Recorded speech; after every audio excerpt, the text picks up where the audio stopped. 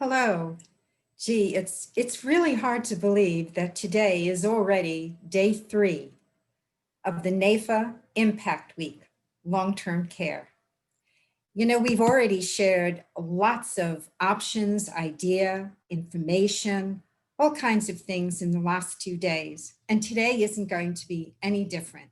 We hope that we will be able to help you to start more and more conversations with your current and your potential clients. I'm Carol Golden, the Executive Director of the Limited and Extended Care Planning Center, or LECP as we call it. Before we start, I want to once again thank our sponsors, not only for their support, but for funding this 3-day event.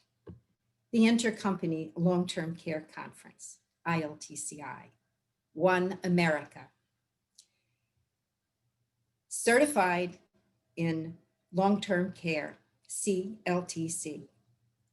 Life and Annuity Certified Professional, LACP. LTCI Partners, Advanced Resource Marketing, Mutual of Omaha Mortgage, Genworth, Legacy Shield, and Penny Insurances. You know, with so much discussion and so little time, we're going to jump right into the session following just a few reminders about housekeeping rules. Your microphones are muted and your cameras are turned off. If you have a question for the presenters, please list it in the chat function, which will be monitored by a NAFA staff person. If we don't have time to ask your question at the end of the session, you'll be contacted directly. I am sure, like me, you would like to hear more from the presenters. And so I'm not going to be reading anyone's bios. They can be found, though, at the registration site, lecp.nafa.org/impact. You know, as an industry, we're often told how we lag behind and we're slow to adapt and adopt to technology. Well, is that true for the advisors and agents and producers? Not according to our next panelist of presenters, who have grown their practices and have had great success using technology and social media. The session will be moderated by Ryan Penny, President, Penny Insurances. Our presenters are Steve Kane, Sales and Business Development Leader at LTCI Partners, Mark Glickman, Founder and CEO, Buddy INS, and Max Schmitz, Vice President of Marketing and Sales, DI and LTC Insurance Services. Welcome and thanks. Ryan? Thanks, Carol. Appreciate the brief introduction there, but I think it's fitting that we have each of the panelists tell us a little bit more about themselves and their companies. And so if I can start with Max, if you'll just tell us about your company and your role there. And Sure, yeah. So, well, first of all, thank you for having me, Ryan. I know we're a day removed from Veterans Day, but I don't want that to stop us from acknowledging your service and sacrifice for our country. So I really appreciate that. Thank you for that, truly. Secondly, I want to thank my co-panelists for letting me crash this meeting. Mark and Steve are definitely the Four Seasons of the LTC tech space, where I'm more of the Four Seasons total landscaping. But just ecstatic to be here and eager to put really just impart any contribution I possibly can to enhance our industry. But back to your question, I mean, we're very much a hybrid model. We're still firmly a GA, working with hundreds of agents and advisors each year. But we've definitely developed this niche in working with CFPs. And often that means we're working as the agent if the CFP has only limited interest in long-term care. So in other words, they're acting as kind of like the conduit. We're signing off on a plan and then leaving us to work through the specific design, the app, the underwriting. And as a wholesaler, we have decades of experience on the back end, so it's been a great symbiosis with advisors of all walks. And this role has really kind of picked up because it became more evident that more planners were gravitating to the fee-only model in my native San Francisco Bay Area.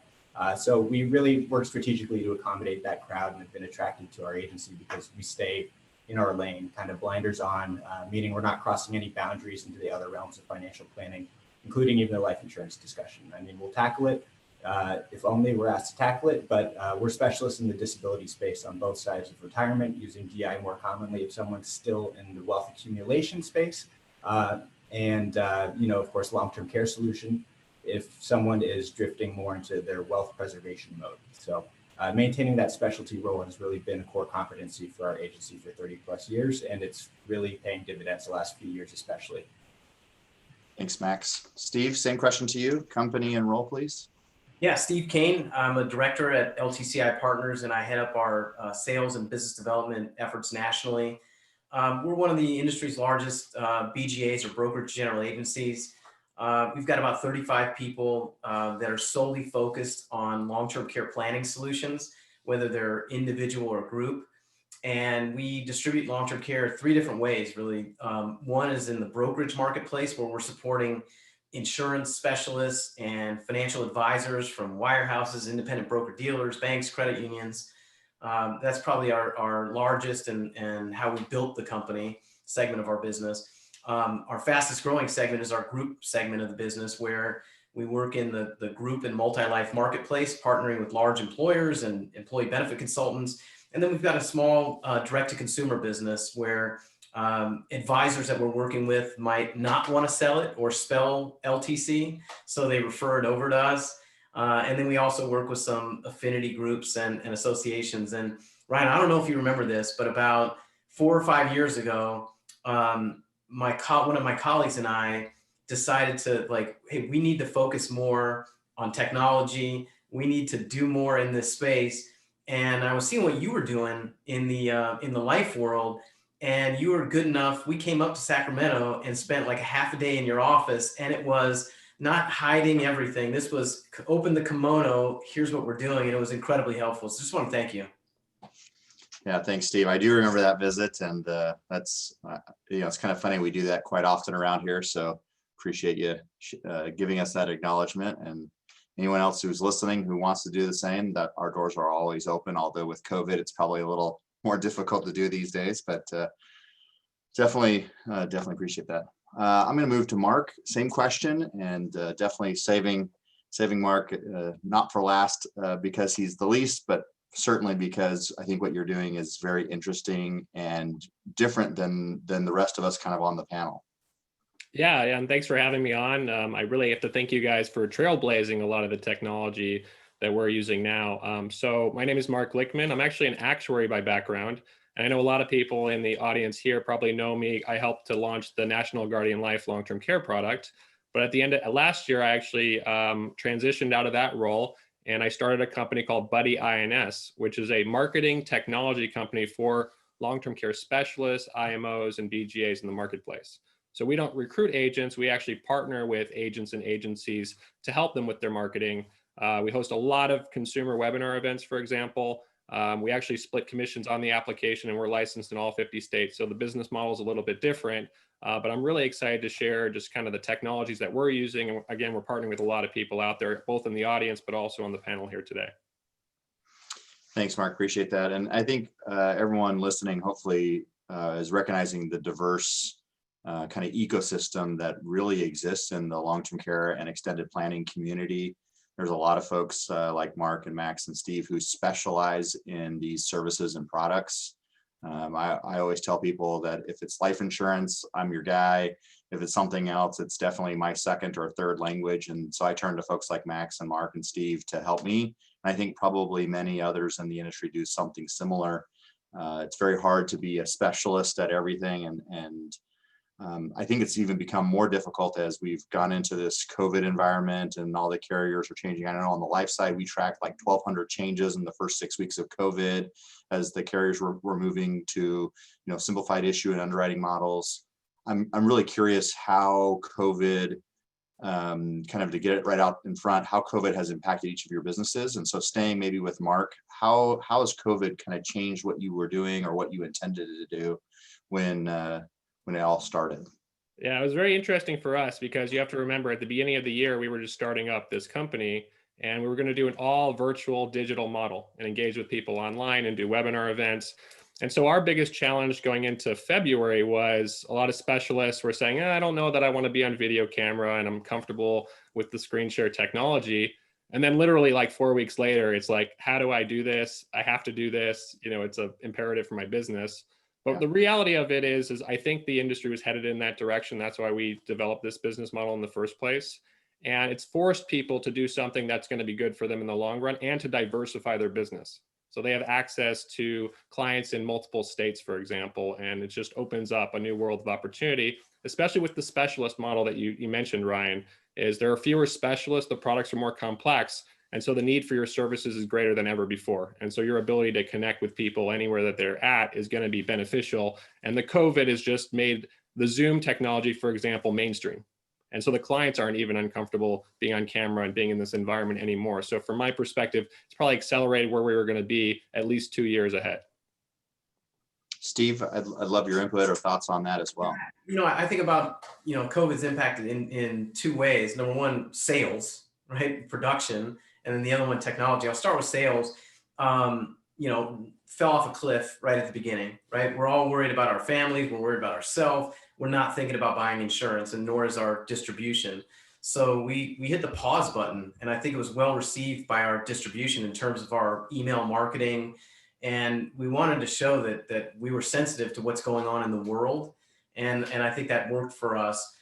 Fast forward, we're not at pre-pandemic levels yet in terms of our sales on the brokerage side, working with financial advisors and specialists, but all the indicators, the leading indicators are looking positive in terms of the inbound calls that we're receiving, the quote requests. I feel like now that we've kind of settled into this new normal, that people want to protect what they have now and protect themselves. So that's one front. On the technology front, we were kind of moving there before this happened. I live in Southern California. Our headquarters is in Chicago. And that was kind of like a virtual office in the first place. Like on a good day with this beautiful office space, but on a good day, there might've been 4 people in the office and everybody else was working remotely. And so it was interesting as the pandemic hit, it didn't slow us down a bit. Everybody was working from home anyways. It wasn't a challenge for us. It was a challenge for our clients. And so what we found was advisors, and it really depended on the accounts that we were working with. Some accounts, hey, they were really adept and they moved quick. And some accounts, these advisors didn't know how to start. They didn't know how to carry out their day without their admin assistant 6 feet away, doing something. So we found that it varied from account to account, but from a technology standpoint, we were already using the platforms, whether it was Microsoft Teams, Zooms, WebEx. Now what we're finding is just, this is the norm where we could see each other. Before it was interesting, like people wanted to see us, but they didn't want us to see them. Mm-hmm. And now we're seeing a little bit more where we can see it 2 ways. So you can pick up on the nonverbal cues or the head nodding or somebody's dozing off, I love that. I think that the Zoom culture or whatever it's going to be termed when it's finally gets a real name, is here to stay. But I also think that there's other technologies coming. And Max, I'd love to have you kind of expand on some of the same thoughts and what maybe you're seeing from your perspective. Your offices obviously deal a lot with long-term care, but I also know that you're a little different than Steve and Mark in that you also have a specialty with disability insurance, which is kind of part of that more holistic extended care planning kind of model or thought process. And I'd love to hear what you guys are seeing kind of as it relates to that as well. Yeah, I mean, on the carrier side, it's been challenging. Obviously, you referred to all the different changes that were happening at basically warp speed right out of the gate, and underwriting challenges and limitations on, what target markets were traditionally normally okay. Suddenly we can't write over age 65 and with some long-term care carriers. 70 plus is single premium only with others. So, there have been some limitations that we've had to work around, obviously, but from like the tech side, I think everybody's saying here is we're happy to report we're pretty much ready for this type of event, not like a clairvoyant kind of way. Maybe Mark was doing it from a clairvoyant perspective, but we just, we had the rails built for a tech-first world, and the pandemic obviously accelerated that. I mean, I've always been a people pleaser and probably always will be. So, you know, when someone wanted to take an app in person, I was always willing to put in that 30 to 90-minute drive in the Bay Area. And, you know, that appointment could be an hour or longer. And an evening commute home through the Bay Area traffic would be probably twice as long as the ride over. So, you know, I never wanted to really admit it, but quite frankly, it was really kind of unsustainable from a growth perspective. And especially if, you know, the client forgot to disclose the medicinal marijuana usage or something to that effect, you know, it results in a decline. They just wasted 5 hours selling and probably another 2 or 3 maybe to rectify the surprising decline. So, you know, I don't know if anyone really remembers 2019 anymore, but Zoom appointments, like Mark was saying, were just like, they were super weird. Like you didn't want to really do that video conferencing with somebody for whatever reason. You know, they just felt uneasy. So it's obviously been an essential aspect of, you know, work across all sectors now. So in that way, yes, I don't have to explain to the client that it's not worth it to drive to San Jose. You know, it's a time management thing. That's really where all the changes on the technology side came from, was that frustration. So, you know, now more of our agents are super excited. They don't have to uproot their day for an app anymore. And the good news is that it's really like the system that we built is the same simple system every time if they're working with us. So there's no logins, no curveballs in the app like we see with some of these iGo and carrier specific e-apps. Yeah, I mean, I guess you could say COVID accelerated the usage of these digital systems, you know, we already had in place, but we were ready. And actually, this is kind of a funny anecdote. Our first Dingo app, that's the name of our solution. Our first Dingo app actually came almost exactly 3.5 years ago, as my wife was in labor with our first child at about hour 8 of 22. And I'm the type of person who didn't pack a go bag in advance, even though literally everyone told us to do that for weeks and weeks in advance. So I was literally packing up to go to the hospital when I got the ping saying we had our first Dingo app submission. I dropped the duffel bag while she was huffing and puffing on all fours on the bed. And I was like, sorry, babe, I got to get this e-signature request out real quick. And we're happy to say it's still married somehow. She's a saint. Awesome. Hey, Ryan, if I could just, I'm not sure how you survived that one, my friend. That's, I think my wife would have killed me, and probably many of us can lament in a similar fashion. What I really think is interesting, and Steve, I know that you have some similar technologies that you've created, and Mark, you're doing things a little bit different. And so I'd really like to shift into the technology side of this. And, you know, we have to handle the COVID conversation just because it's our reality right now. But I'm hopeful that it won't be forever, and that we'll come out to something. And, you know, this term, the new normal, is probably being overused right now because nothing is normal. But at some point, we're going to find a new normal. And that new normal, I think, is going to be very tech driven, and remote meetings and virtual conferencing is going to be just part of the everyday life cycle. But that means that there's a lot of technology that still needs to kind of be unpackaged and rolled out to the industry. And so I'd love to maybe start with Steve and see where you think the technology is going, kind of what products and services you're using, and maybe even a little bit how you're using technology today to differentiate yourself, which I know is kind of 3 questions in one, but yeah. just kind of. We've always been, you know, tech savvy, and our business leader, Tom Rixey, that's been his focus over the years, is marketing and technology. And he invested early into HubSpot, and that's a sales and marketing CRM, and we use that along with a back-end system called Smart Office to manage the business. And so you've got the front end in terms of a CRM that's managing the blogs, the websites, the email delivery, and if it moves, we measure it in terms of the hit rate, the opens, the click-throughs, where people are spending time on our site. And what that's enabled us to do is just get more leads. You know, not just going out and splashing the world, you know, with spending money on leads, but I mean people that engaged us in some way via an email or a site or a blog, that generates a message to the system or to somebody we designate within the system, which then leads to a phone call or an email. And yeah, sometimes you could get like stalkerish. Hey, Ryan, I noticed that you were on this part of our site. You know, how can I help you? But you got to be funny about it. You know, I'll send an email to somebody saying, no, I'm not stalking you. We just got great software that lets me know that you've been on this page 8 times. How can I help? And so we do things like that. So I would say HubSpot Smart Office or the technology that we're using with a zillion APIs or integrations to, SurveyMonkey and GoToWebinar and other systems that we're using. It's really adaptable, not cheap, right? Expensive software, but it's paid back dividends big time. So those are a couple of the systems. Yeah, I love that. Mark, I'd love to hear your thoughts on the tech. I know you use some similar stuff as well, but in a different vein or a different approach.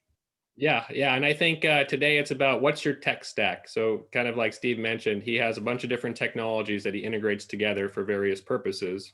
The way I think about it is everything's about execution, implementation. And when we partner with different insurance agents and agencies out there, we're trying to figure out how do we activate their existing audience.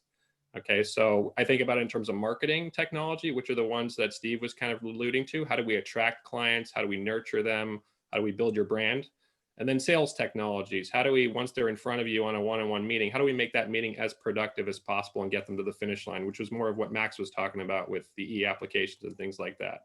So marketing wise, we use ActiveCampaign, which is just like HubSpot in terms of a nurturing analytical software to let us know when clients are engaged with us. So we can send new deals through our CRM, the sales system, to our specialist partners so that they can reach out to them at the right place at the right time, which is kind of that stalker-ish kind of creepy thing. But clients who are engaged with you, they want to get a call. They want to talk to you right now, and you're just delivering great customer service. That's what it's about. We also educate because long-term care, as you all know, is an education process. It could take many years. And so each month we do several different webinars for both agents, advisors, but also for consumers. And it's an open platform, so everyone can invite their clients to one event with subject matter experts that are credible, actuaries. We're not clairvoyants, Max, by the way, but we are actuaries.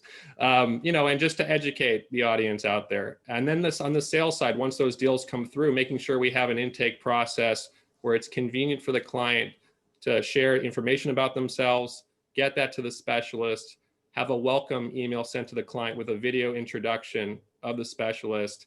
And then on the meeting, instead of it being 90-minute education session, it's a 30-minute because they've already attended our webinar education. And now we get down to the bottom line of how do we screen share your plan now that we know a lot about you. So delivering all of that in a stack, so to speak, where it's all connected is really the magic sauce. And that's what you're going to see more and more. And that's what we're trying to do at Buddy INS. Yeah, I love that, Mark. And you hit on, both you and Steve hit on a couple of the areas I really enjoy. I'm a big fan of marketing. Our agency does a ton of that. You talked about process, and I'm a big fan of process, mostly because I've got, ADD and I can't stay focused myself. So I got to have, very rigid processes. But what I find is that many agents and salespeople, I think in general, are kind of in that same scattered mindset. And so the tools that are there that are delivered to them, I think are just as important as the ones we use internally. And so Max, kind of same question for you about the technology and the stack, but I'd love to have you talk a little bit more about your Dingo platform. For those who didn't catch the kind of anagram there, it's DI&Go. So it's a platform for disability. I love that. And I'm just kind of curious, like, how did you get to that point in your business where you decided you're going to build a platform for disability or for, and Steve and Mark, you guys did the same with long-term care, but I really am curious how you got there for disability, because it seems like more people need it, same like with long-term care, but it's just not, it's underused and undersold. Yeah, I mean, again, I feel like a lot of the innovation we see in this space stems from some level of frustration with, the existing stack that we're all kind of forced to use that are really carrier prescribed. And so honestly, I built out this system even before a lot of carriers were accepting DocuSign applications, which made it a little bit frustrating, but at least we could, we could build the fields, the form fields that would then, we could manually transpose onto the application, which is how we were doing it originally. And that would at least create some sort of app fulfillment for the agents that were working with our agency. And, yes, they would still have to go out and collect, print and scan and do the whole thing, and get a wet signature on that. But then after, 5-6 years of lobbying some of these carriers to finally adopt just a simple DocuSign signature, we were able to obviously make that a little bit more efficient and streamlined. But even, to that end, I mean, we still see some in the long-term care field that aren't accepting DocuSign. So, we're a little bit handcuffed by how quickly the carriers can adapt and how scared their legal teams are, I guess, is really where the root is. But, from our perspective though, like we're really not, I'm definitely, like I said, the Four Seasons Total Landscaping here. We're not doing anything super fancy on the front end specifically. The Dingo platform I built, anybody could build that. And I had a similar experience to what it sounds like you and Steve did at your office in Roseville, which was, we just sat down, I explained my frustrations. You're like, here's like 2 tools, you could do this tomorrow. And so a lot of credit to Ryan Pinney for helping us kind of just guide down that path. And then once we built it out, it was just a complete game changer in terms of app fulfillment. Suddenly long-term care apps weren't so scary for agents who I literally said, I literally heard one time an agent say that I'm more scared to get a yes than a no after a long-term care discussion because the apps are such a bear. But this eliminates that for the most part. You still have to answer the questions, of course. But So Ryan, I don't know, it was like a couple weeks ago, 3 weeks ago, one of my college buddies said, I need some life insurance, right? So I didn't use online term, solution, and we did a permanent life insurance case. So look at me, I am the occasional life insurance producer, right? A few a year by request, some family member or friend comes and tells me. So that application felt like the first application that I've ever looked at. And so now think about that for producers who are financial advisors, who are life insurance or DI producers. They do this once or twice a month. How proficient can you be with this application, or frankly, the sales process too on the front end?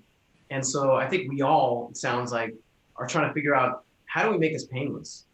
Whether it's retail, splitting the business, or Mark's case, giving it to a specialist, or from a brokerage standpoint, making the process easy.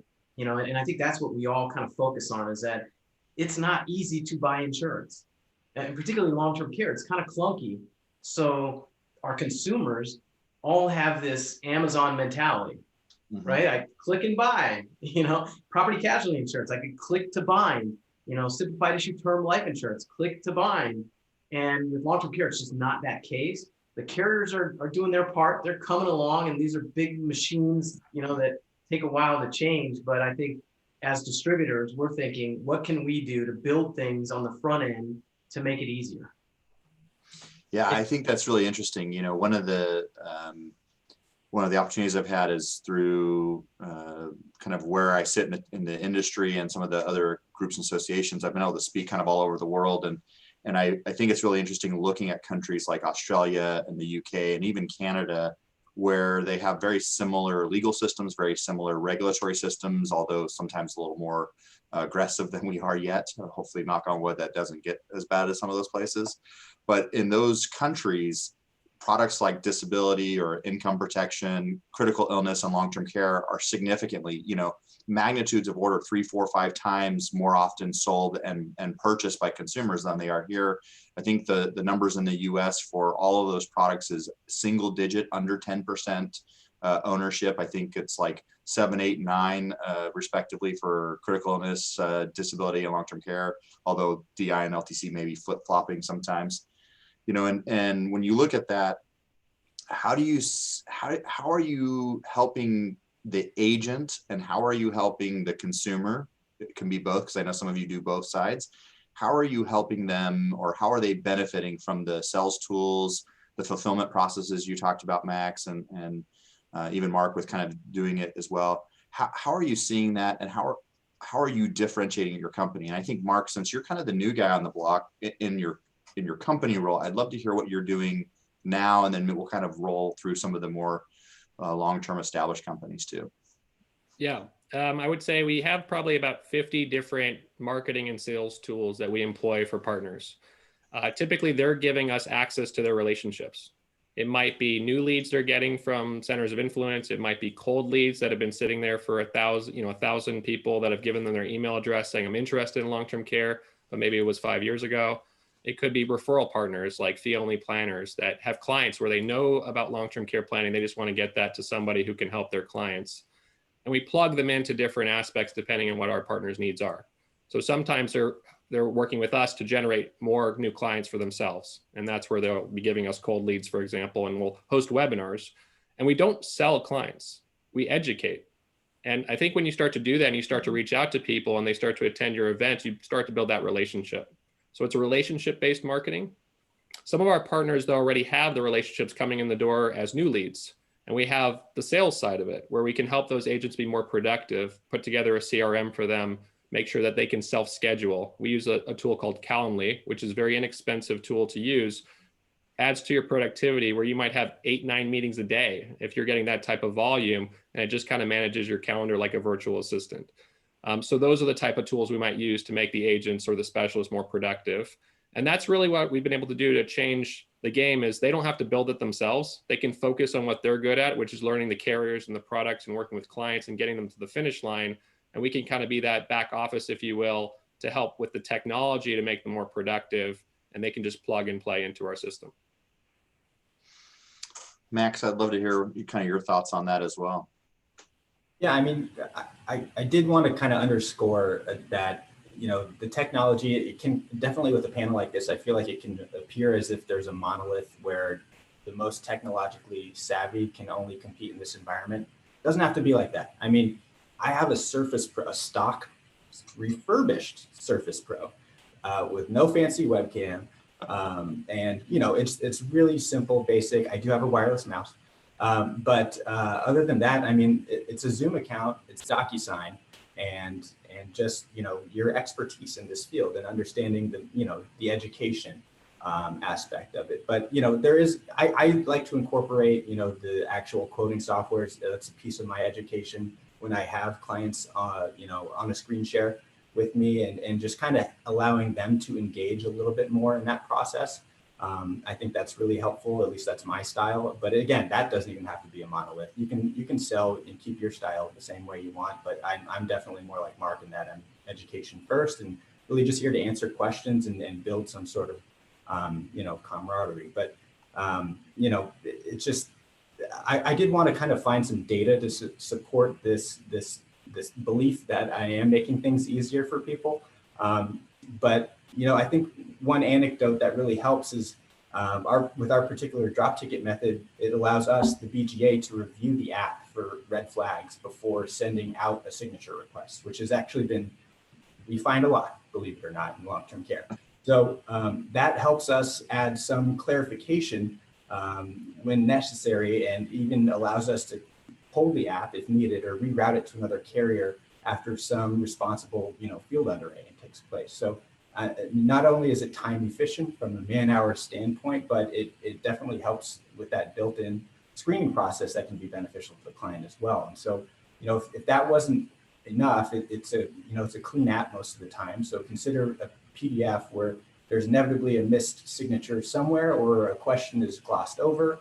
And to be clear, you know, sometimes we'll need to correct an input error or something if a client mistypes a doctor's phone number or checks the wrong boxes or something. But you know, it's usually rectifiable quickly and efficiently compared to running back out to the applicant's home or, you know, God forbid, faxing, initially scanning a corrected page. Our system is a lot more simple and efficient on that scale. Steve? Yeah, I agree with what Max was saying in terms of like the barrier to entry. You know, you don't need to be a BGA to like get savvy with technology. You know, that's the bottom line. It's like, what's this? This is not my daughter's selfie light. This is mine, right? I bought a $12 selfie light, so I stick it to my Surface Pro 4.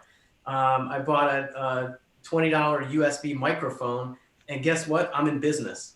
I bought a green blanket, you know, that I put behind so it looks like my head's not disappearing. And guess what? I could do videos.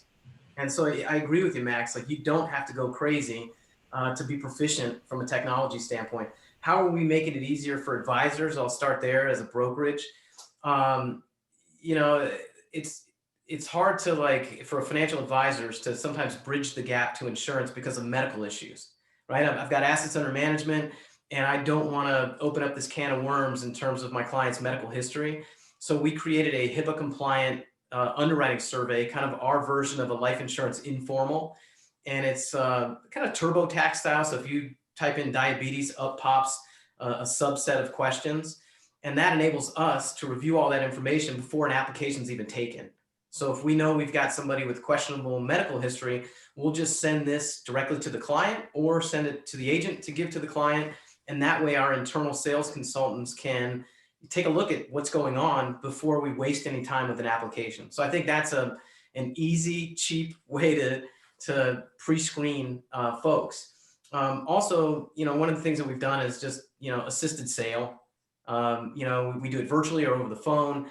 The economics of long-term care insurance don't afford us to have an army of external wholesalers running around doing point of sale work. And so with all of our customers, we had to explain like, hey, there's just no money in this stuff to do that. We could support you in a meaningful way, but not with an army of people face-to-face completing apps for you. So we've always done the assisted sale work where we get on the phone and lead the charge for a financial advisor. The advisor's going on for all of the compensation. We're just acting as a brokerage house. But I think that's helped the advisors and frankly, the consumers, because not only do they have challenges with the applications, the advisors, but sometimes when a consumer asks a very detailed question or a hot button question about rate increases, how do you handle that? And so a team of specialists, can handle that in many cases better than somebody that does this once or twice a year. And then we do app fulfillment. Like that was the thing, whether it's done with technology, using e-apps, or whether it's done using fillable PDF forms via DocuSign with signatures. We tell the agents, hey, let us do the dirty work. Let us fill out the apps for you. And then again, we use technology where we can. And then on the group side of our business, we went out and just built a multi-carrier, multi-life online education enrollment platform. That was tough. There is a barrier to entry in that, and it's software. It's version 2.0 right now. We keep on pumping in money and resources into it, but it's proven to be unbelievably helpful. So those are a couple ways we're doing it. So I want to ask this question kind of off the cuff to the group. All of us have built technology, every single one of us of the four, right?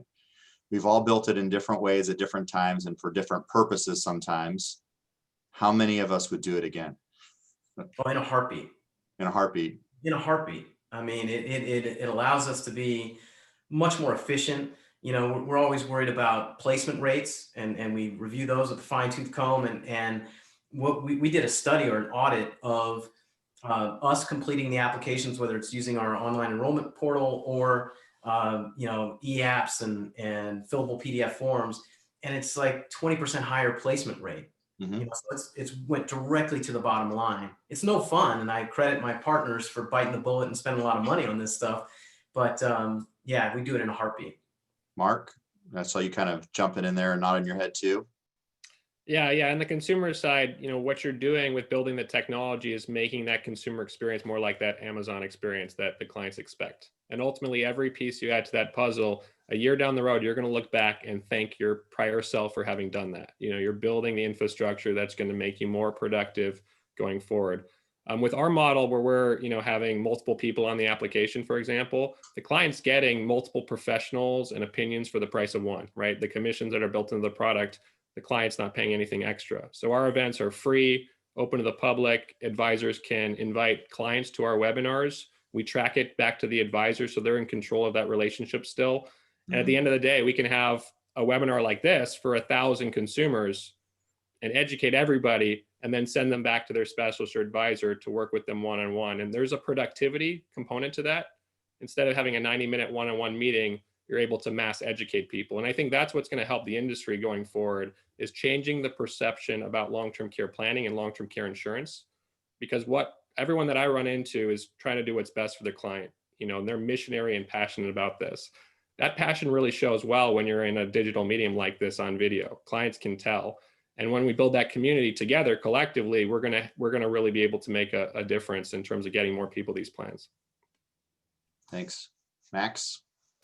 Yeah, I don't take stock of that as much anymore, that particular question. At the time, I asked it every day, why am I doing this? Would I do this again? I'm so far in, it's I can't just stop now. But we didn't hire a developer or anything. I learned just enough code to figure out how to build this system out safely for clients, and with HIPAA guidelines and everything like that. So, but it might just be a millennial thing, but we also don't love salespeople kind of breathing down our neck, asking personal questions about our anxiety and sexually transmitted diseases. And I don't really care who you are, but I will get a little awkward if I have to ask follow-up questions related to your erectile dysfunction medication. So, and that just might be me. I wear my heart on my sleeve. What can I say? But our self-guided app is, it's a huge benefit to the client in that regard. And, and in addition to the time savings, I mean, it takes 20 minutes to complete this app that normally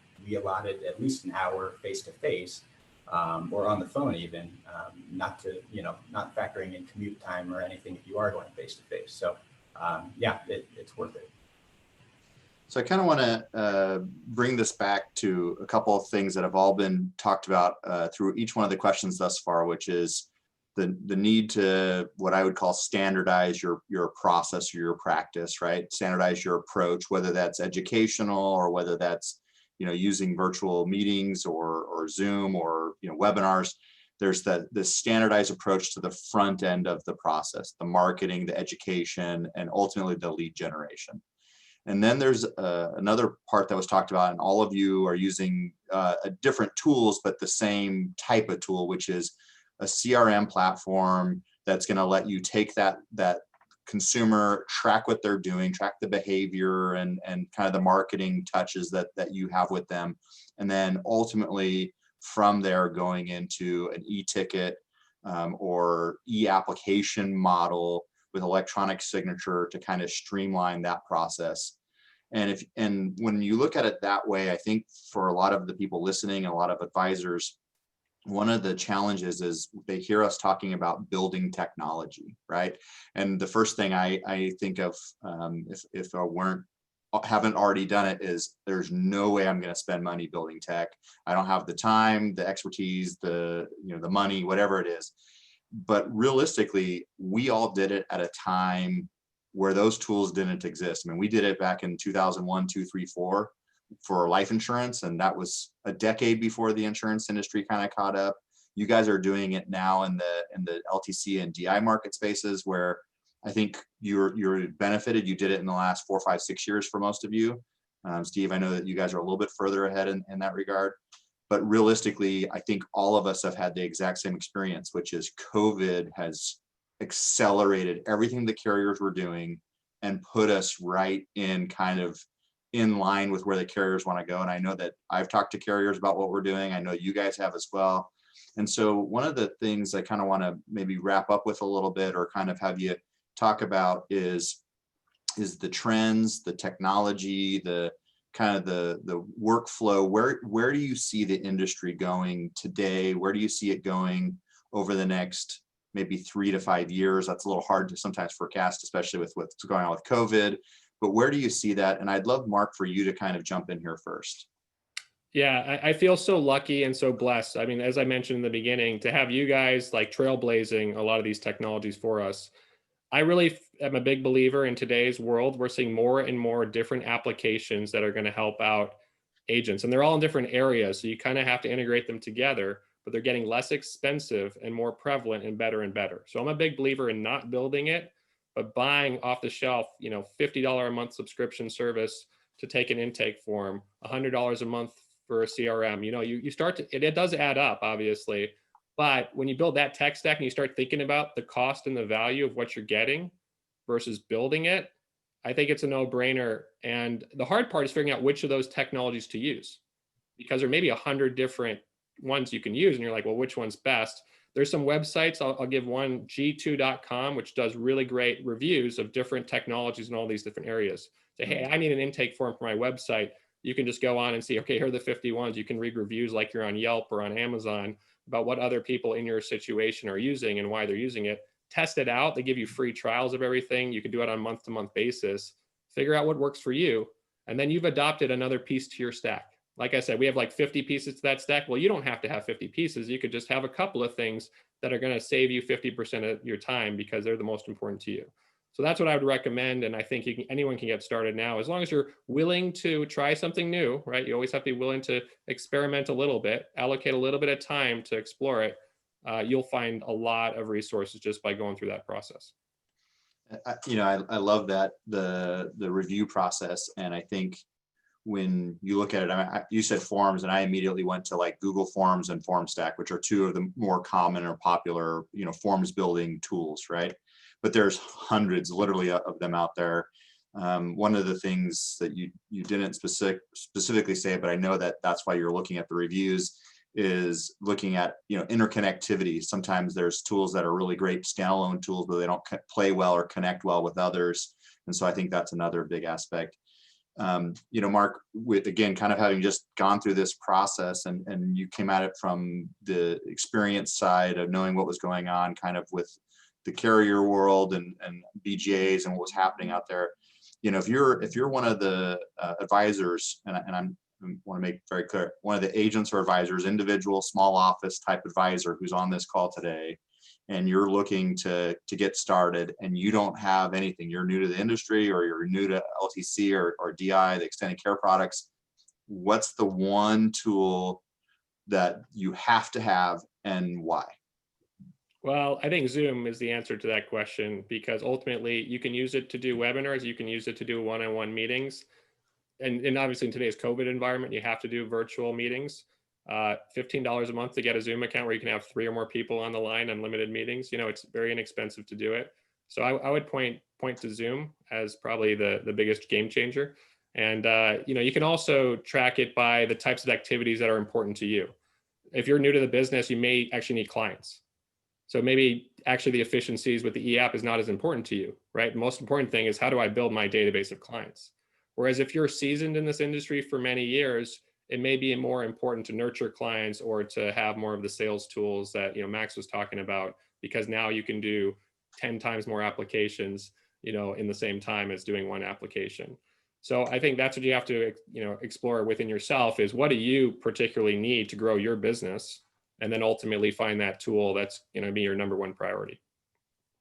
Yeah, I think that's spot on, is the priority aspect of it, and everyone's different. I'm going to ask you the same questions, Max. Where do you see the industry going? And then kind of that same follow-up. What's the one tool, if you had to pick one, that you would say is the most important for what you've seen be successful with agents and advisors? Yeah. No, I mean, it's hard to say in some ways, since we're really kind of at the liberty and the mercy of of some of these carriers who are more ingrained in old school processes, although we hope that they're going to move the needle a little bit. But, I thought we would have a pretty dynamic quoting system by now, like a consumer-centric, consumer-driven kind of quoting system. But, the LTC conversation, when done right, really is a conversation. I mean, it's kind of funny. You listen to me. I'm turning into one of these curmudgeons that's like adamant that their role and their solutions cannot be commoditized in any way. But, wholesalers, especially carriers, all want to believe that if they build it, it'll come. But as I interface more with clients in this newer hybrid kind of role that we've followed here, I truly believe that the glut in these conversations is what's holding back the industry. You mentioned that 9%, I think, is pretty much where we've been in long-term care for the last God knows how long. But it's really not the products or the press or anything like that. It's really the conversations. And the simple correlation to the fact that people just don't have access to an agent who is willing to have these discussions. And that's why everybody on this call is so important. We need to stop cannibalizing each other's businesses and start opening doors to like more non-traditional markets, because that's really where you want to play in that sandbox or not. It's LTC is really that blue collar marketplace. And yes, of course, you make the case for a powerful, the leveraging that you can get for 1% type of client. But this stuff is really for at least the top 50 to 99% who don't want to rely on Medicaid. And right now our arrow is still pointing to that 95% and up. And it's obvious to me why. I mean, the high net worth clients they're a sophisticated client. And more importantly, it's worth our time because we want to hold the client's hands. That's how a lot of us want to operate. We want to be full service, white glove, kind of like long-term care butler, if you will. But in order to do that, to work the way we want to and to help the client the way we feel is right is we really need to work off of higher premiums in a lot of cases. But I think with the right technology, you can challenge that thought. And, you know, I think about my own circumstance. You know, I'm pretty cheap. I'm willing to work for about $200 an hour. So that means I'll allow 5 hours on a case that pays about $1,000 in commission, or roughly a $2,000 annual premium. So let's account for the 3 hours of back and forth, you know, kind of back end underwriting, processing, digital filing, status updates, delivery. That means I can spend 2 hours selling to a client. That's 2 meetings, one to introduce concepts and connect with them and exchange stories about long-term care, and one to go over the numbers and drill in on a plan. And most successful advisors can't afford to spend 2 hours selling a $2,000 annual premium, especially if you're driving to and from the meetings, holding their hand through the app, bungling the signatures, requiring more back and forth. But with the right systems and technology like Zoom meetings and a Dingo app solution, suddenly there become a lot more of us who can actually afford to work with those clients. So it's important that we serve that market appropriately. And I would implore, you know, everybody listening to really do the math and take stock in yourselves and your clients. And, you know, the more new long-term care policies we get on the books, the better the reserves would be, the better the pricing would be, the better the products would be. And ultimately, the better the technology ecosystems that we kind of build around it become too. So, sorry, let me get off my soapbox for a second, but back to the prophecy. I do see a lot of carriers adding their own EAP solutions. I don't know how many advisors would want to learn a new EAP system with, you know, 3 to 4 different long-term care carriers. This is directly to Steve's point. You know, they write 2 to 5 cases a year. It feels like reinventing the wheel every single time due to the technical details and the infrequency and all that. But, you know, that's why we've been so vocal in our efforts to continue lobbying carriers to simply open their systems to DocuSign and let the market take care of it. Because the stuff is it's really simple to build. You know, I alluded to the fact that I did, I taught myself to code a little bit, just enough to kind of get over the hump. That was more than I needed to do, because there are no code systems out there where you just need to know how to build a website, like with Wix, that's the one we use, and have a form type of integration. You connect the two. That's really the piece right there, the linchpin. And suddenly anybody can do these digital forms and EAP technology, and you can then work with a client that's only going to pay a $2,000 annual premium. Right. Sorry. I just wanted to jump in because I have to head off in I guess today's digital era. I actually have a webinar right after this, so you see me disappear, but I did want to say thanks everyone for all their time, and thanks Ryan again, and the rest of you guys for being on the session and the work that you guys are doing. Hey, Mark. Thanks, Mark. Yeah, and I think that's, you know, appropriate, right? Jumping from one meeting to another, not wasting any time today. And what I love about what you're doing right now, Mark, and what Max, what you said, and I'm sure Steve, you'll echo this, is look, in the digital world, I can do my next meeting literally by clicking 2 buttons and being in the next meeting. Right. I couldn't do that driving across town. There's no way, right? I'd be another 30-minute drive to the next meeting. Yeah. And so just the sheer number of additional meetings and appointments and clients you can help in a day versus driving across town doing it virtually. Right. It's Ryan, last night I was driving back with the family. It was my little one's birthday, and we were talking about my travel. I was a road warrior, 100,000 miles a year in the air every year, going to see our national accounts and going to find new. And I for years I took a car service. I took in this guy and his son have this great car service, and it's cheap. And I said, you know, I miss Denny. I texted him a while back. I said, maybe I'll just call him to have him take me to the airport and back. I'm not going anywhere, but I just miss him. Yeah. But, you're so much more effective now. Like, I can do a ton of meetings like this, or using a different platform. And this is not going away.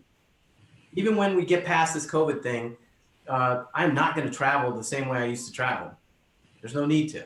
No, there's no need to in most cases. And it's really funny you mentioned that. Is I've been preparing I'm in charge of putting together a top of the table meeting for MDRT next year for doing the main platform, and we're reviewing speakers right now.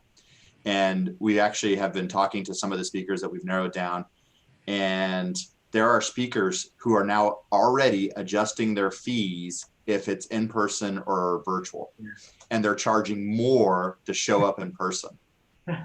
because what they figured out is, hey, I can do 2 or 3 virtual meetings in the same 2 or 3 days that I would have had to travel to your meeting to be there the day before, speak one day, and then usually leave the next. That's what Max So was to me, I'm already watching this happen. And I think that from an advisor perspective, there's a lot to be said for that, right? We have the same thing. It used to be kind of the old shtick of, well, if you're going to see the client in their home, you're missing out on that productivity. So of course, make the client come here, but the client didn't want to do that really either. So this is, I think, finally technology has caught up to where it's an equitable situation. We can have that meeting. I can be in my office, you can be wherever you are, and both of us get the advantage of the time savings on both sides, as the consumer and as the advisor. Well, it's an important point that you bring up, because like, this is the way we're doing it, right? We are going to continue to use video conferencing to have these conversations. We all agree it's more effective or efficient in some cases, but maybe not effective. You know, some would argue I'm more effective when I'm physically sitting next to somebody. But what I want to encourage people to do is work at it. Like, you know, like, persuasion is hard. First of all, that's not a bad word, to persuade people to take action and do the right planning. But it's hard. And doing it over a screen is harder, I think, in some cases. So I would say work at it. Ryan, you've got a great background that I'm looking at. You know, Max looks very professional and has a good lighting. So you need to think about the microphone, the lighting. Right now, the camera isn't going up my nose, right? You need to think about things like that, because that's the way you sit, you know, when you're sitting down next to somebody in a conference room or their home or in an office. So I would just encourage advisors to think through that stuff too, and think through all the nonverbals and enunciating on these calls, or the head nodding as they're talking. You need to be, I'm not saying you need to mirror what the client is doing, but you need to be sensitive to all of that.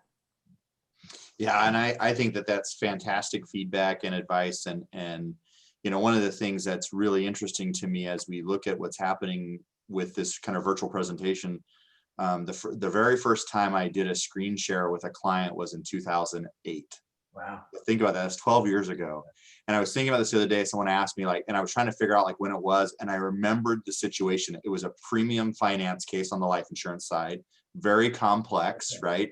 They were talking about big dollar premium and move a lot of moving parts.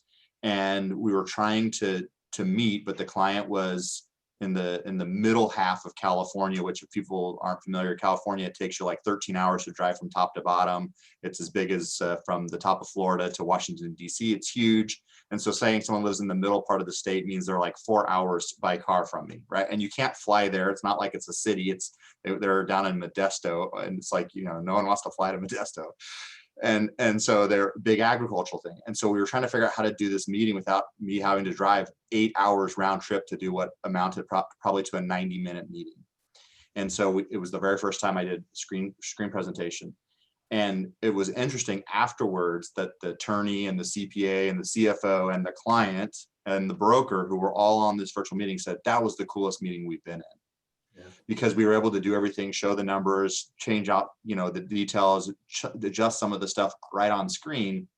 And so I think that there's this idea that consumers are resistant to doing virtual meetings. I don't think that exists anymore.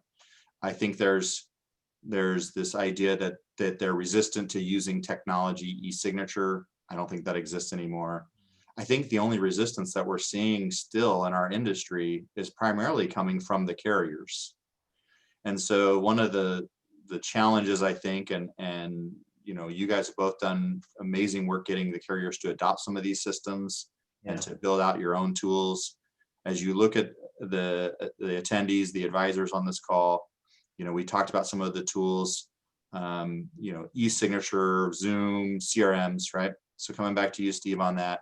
Where do you see the industry three years from now? What tool is the one tool you have to have? I know, all right, let me speak from a brokerage perspective for a second. And all the carriers that are attending this, we need you for this. So there is a heightened focus on the client's best interest, fiduciary duty, suitability. Am I making the right recommendation? Also, going parallel with that, there are more long-term care solutions than ever before. Traditional long-term care, asset-based long-term care, permanent life with CI and long-term care riders, annuities with long-term care riders. Right now, as a brokerage firm, we have to go into 4 different systems, software systems, to communicate, or illustrate each.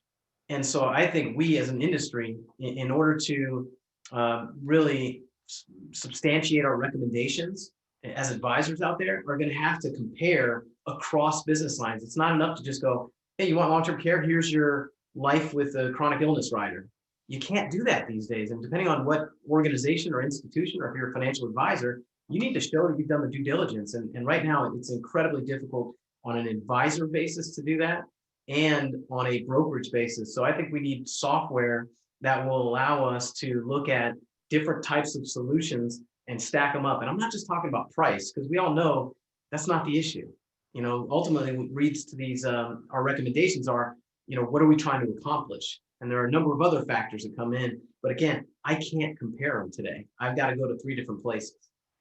Yeah, and you're going to 3 different places just talking about a long-term care plan. If we bring Max back in and say, okay, add in DI, Max is actually going to 4 or 5 just to get the DI quotes, right? And that's because you got to go to the carriers typically. If you bring in the life insurance side, we're looking at another 3 or 4 at least, right? And then if you're talking about e-applications, we're back to 3 or 4 more. I mean, very quickly we see that as an industry that the bottleneck is really at the point of sell from a quoting and application perspective, and that is, I think, the biggest barrier. Yeah. How would you recommend, and I'll start with Max, how would you recommend that we overcome that barrier as kind of any final thoughts you have, Max? No, I don't have a canned answer on that one. I mean, I think it's something that advisors have to kind of work through and do their due diligence on. I mean, unless there is going to be like a more, a mainstream type of campaign around traditional long-term care, almost like you see like a Medigap type of awareness, then you can kind of commoditize that aspect and hone in on the asset-based stuff. But you really gotta be looking at all the different sources if you're going to do this the right way, or at least engage the client to a certain extent where and you could automate this through such that wouldn't even need to be AI. It could just be a question tree in a way where you're qualifying a client to go in one direction, perhaps. So, what's your net worth? $1 million plus? Okay, well, maybe now we can coordinate the asset-based conversation. If it's under $1 million, then, traditional LTC is probably going to be the better way. But that's just sort of an example on the fly. Well, we're gonna have to document that. That's my opinion. Is that in the next few years we're gonna have to document this, or the advisor is gonna have to document that in his or her records. Absolutely, yeah. And I think that there's a couple questions in chat about Uniform Truth in Lending Act in the mortgage market, and can't the industry collaborate? And easier said than done. That Uniform Lending Truth in Lending form is actually regulated at the federal government. So regulators came in and kind of forced that through. One of the ideas was personal worksheet. And yes, we're doing fact finding and data collection, but that doesn't tell you the best product or the best service necessarily. It might point you in the right direction, but then you still have to quote and apply at some point. So I think that there's a lot of that in the industry. So one of the things I'm grateful for is for you too, and for Mark as well, in that you guys are kind of that the guys out there taking the arrows early for the rest of us, right? And you're slogging through a lot of this, and I respect that because I know how difficult it can be. But I think that your efforts have made the industry better, especially for distribution. And I really appreciate you guys participating in this presentation today. And I hope that everyone who attended found this valuable. And I'm going to speak for all 4 of us. I know that if you want to reach out to any of us, we're always happy to answer questions, help you kind of maybe formulate your tech stack or decide what you need to do. So anyone who's listening on the call, if you're interested in those things, please let us know. We're pretty easy to find on social media. I think all of us have very robust social media accounts and followings. So always happy to do that for you as well. And with that, I'm going to turn it back over to Carol, and thank you very much for participating. Thanks for having me. Thanks, guys. Wow, that was great. There was such an abundance of ideas, from the simple to the more complex, but in general, we really appreciated that They were actionable suggestions. It's somewhat like the reason we have the LECP Center created. We want you to take ideas, different ways of looking at things. It'll allow you to start more conversations. It'll allow you to be more comfortable with finding that, you do have a solution or an option, or at least a suggestion for a client because you've invested in yourself. What we heard from the gentlemen were that they have invested the time, energy in themselves, and that you should do the same. So we've also heard that evidence suggests that a proactive inclusion of housing as an asset to prepare long-term care needs may be a solution for maybe not just your clients, but maybe for their parents as well. Again, another idea, another way to approach things. We'll take a short break here. Please grab a little water or coffee, as it may be, and then we'll come back to welcome our next speaker, Shelley Giordano. Thanks.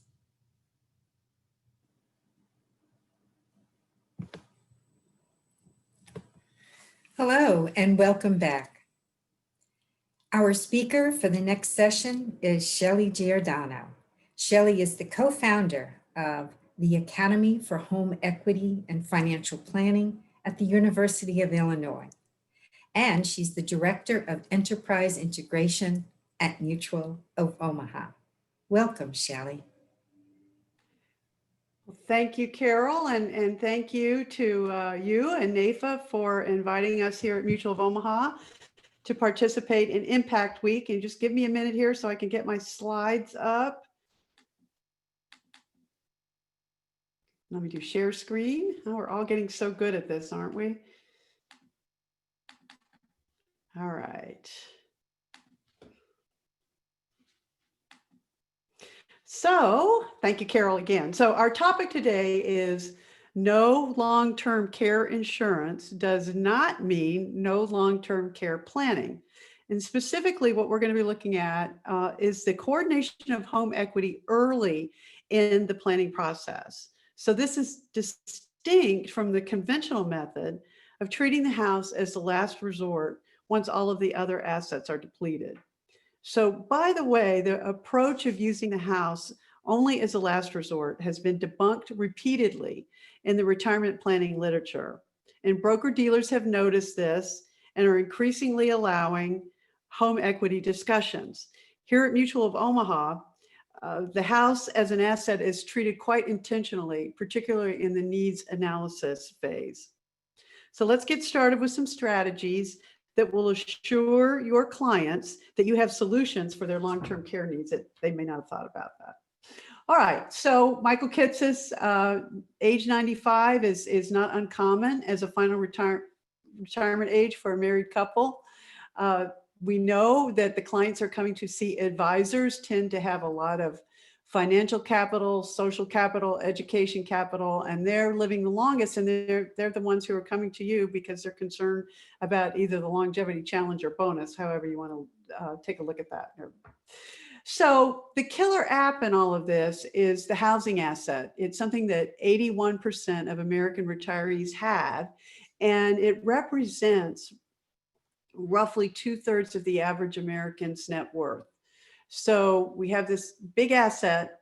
It's been sitting there ignored all of this time. And it really begs the question, can you truly be giving comprehensive advice that approaches a fiduciary level if you're completely ignoring the client's largest asset? So the way to monetize the home in the past without having to take a change the living environment, without having to take a job, you could do Airbnb. That's been pretty problematic recently. Golden Girls, people getting together and sharing the house. You can sell and move, or everybody's favorite, move in with the kids. Or you can monetize via a mortgage, and you can make the choice to have a mortgage with monthly payments. You could possibly do a refinance for cash out or lower the payments, or maybe you can take a HELOC, or you could consider a mortgage without mandatory monthly payments. And of course, that is the reverse mortgage. So reverse mortgages have really changed. A lot of folks are concerned because of what they've read over the years and what they kind of think they know about reverse mortgages. But reverse mortgages today are actually what the former FHA commissioner likes to say, the law of the land. So what do we mean by that? Well, the home equity conversion mortgage, we're stuck with this acronym HECM, was passed in 1987 as a demonstration project and ultimately signed into law by President Reagan in 1988. And then in 2009, a variation of the reverse mortgage was made available by FHA. So you can actually use a reverse mortgage to purchase a new home, new principal residence. And then post Great Recession, housing values dropped, credit was re-examined. Well, reverse mortgages were as well. And in 2013, the Reverse Mortgage Stabilization Act was passed. And so there are more consumer protections than ever in the reverse mortgage. But just in general, what you need to keep in mind about the modern reverse mortgage is it is FHA insured.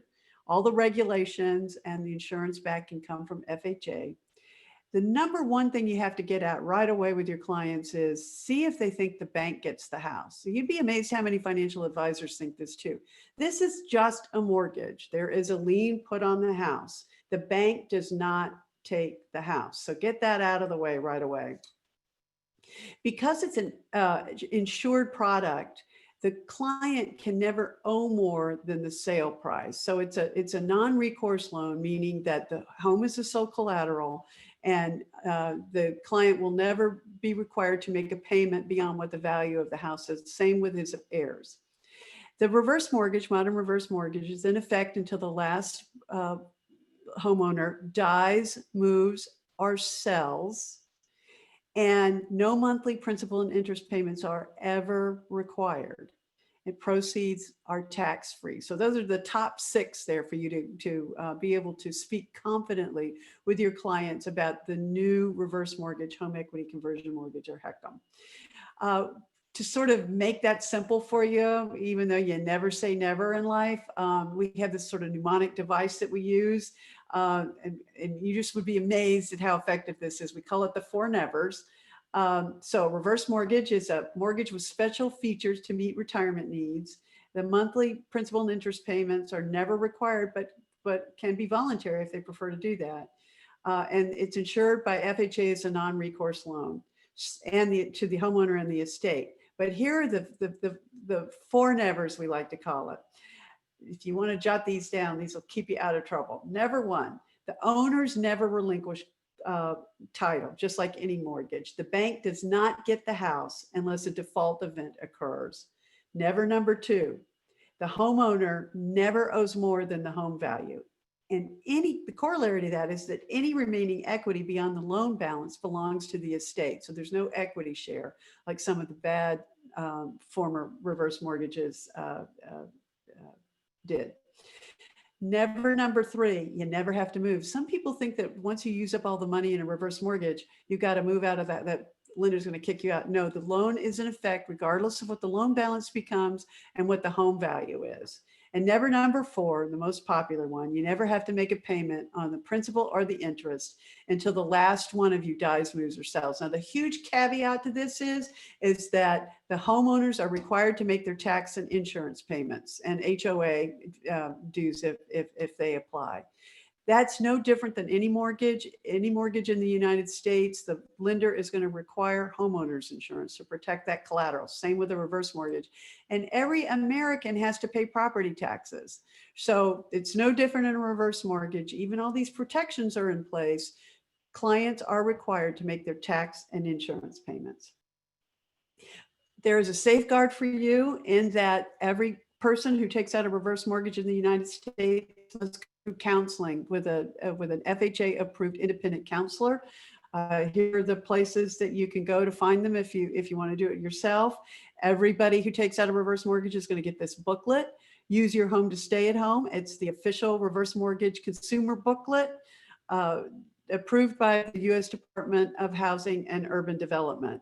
And basically what this is going to do, it's going to reinforce to your clients that even though no payments are required, this is a mortgage. Interest is involved. The interest is going to be that they don't pay is going to be tacked on to the loan balance. So the counselor is going to reinforce that, yes, this is a debt vehicle and they are responsible for their tax and insurance payments. All right, so let's take a look at some strategies. This was just a case that we had years ago in Bethesda, Maryland. So George and Kathy, 80 years old, George terminally ill. And they both had a strong desire for George to convalesce at home. They needed $12,000 a month. So he lived 2 years comfortably. And the cost was $288,000. But there was a lot of remaining equity because the home was worth $800,000 and the couple had life insurance on George. So all of the stress of taking care of George that last 2 years was handled by the house. And then, you know, with that life insurance, it was up to Kathy to either pay off the loan if she wanted to or not, or just let it ride. But as it turns out, she sold the house and moved to Florida, and she had the insurance and she had a lot of equity left in her house. So always an option for people who have some home equity built up. All right, this slide is going to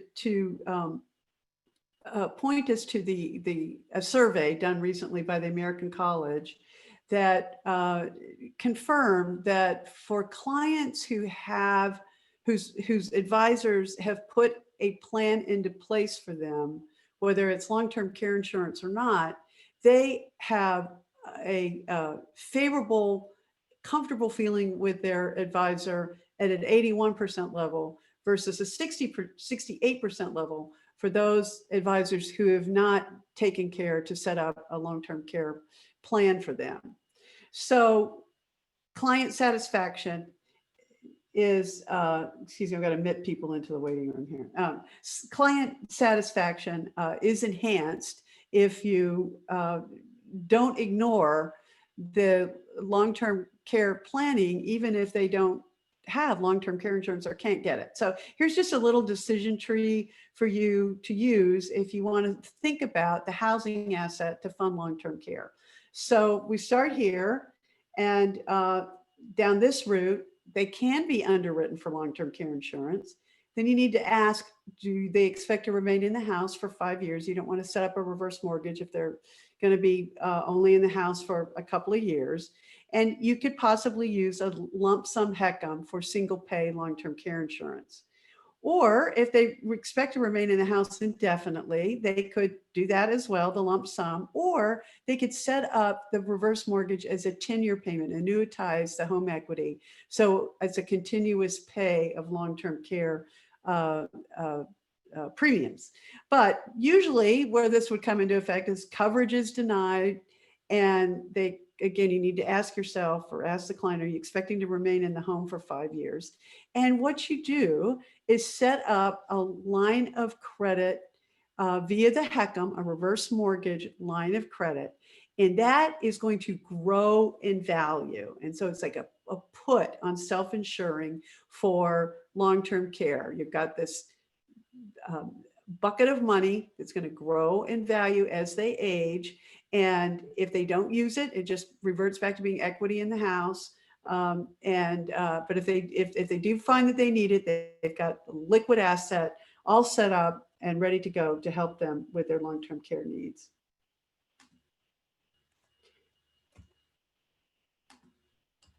All right, so let's talk about conceptually what a reverse mortgage is. I've hinted at it a little bit. So at the core, a reverse mortgage has to be non-recourse because interest payments are going to be applied to the loan balance unless the client wants to make the interest payments.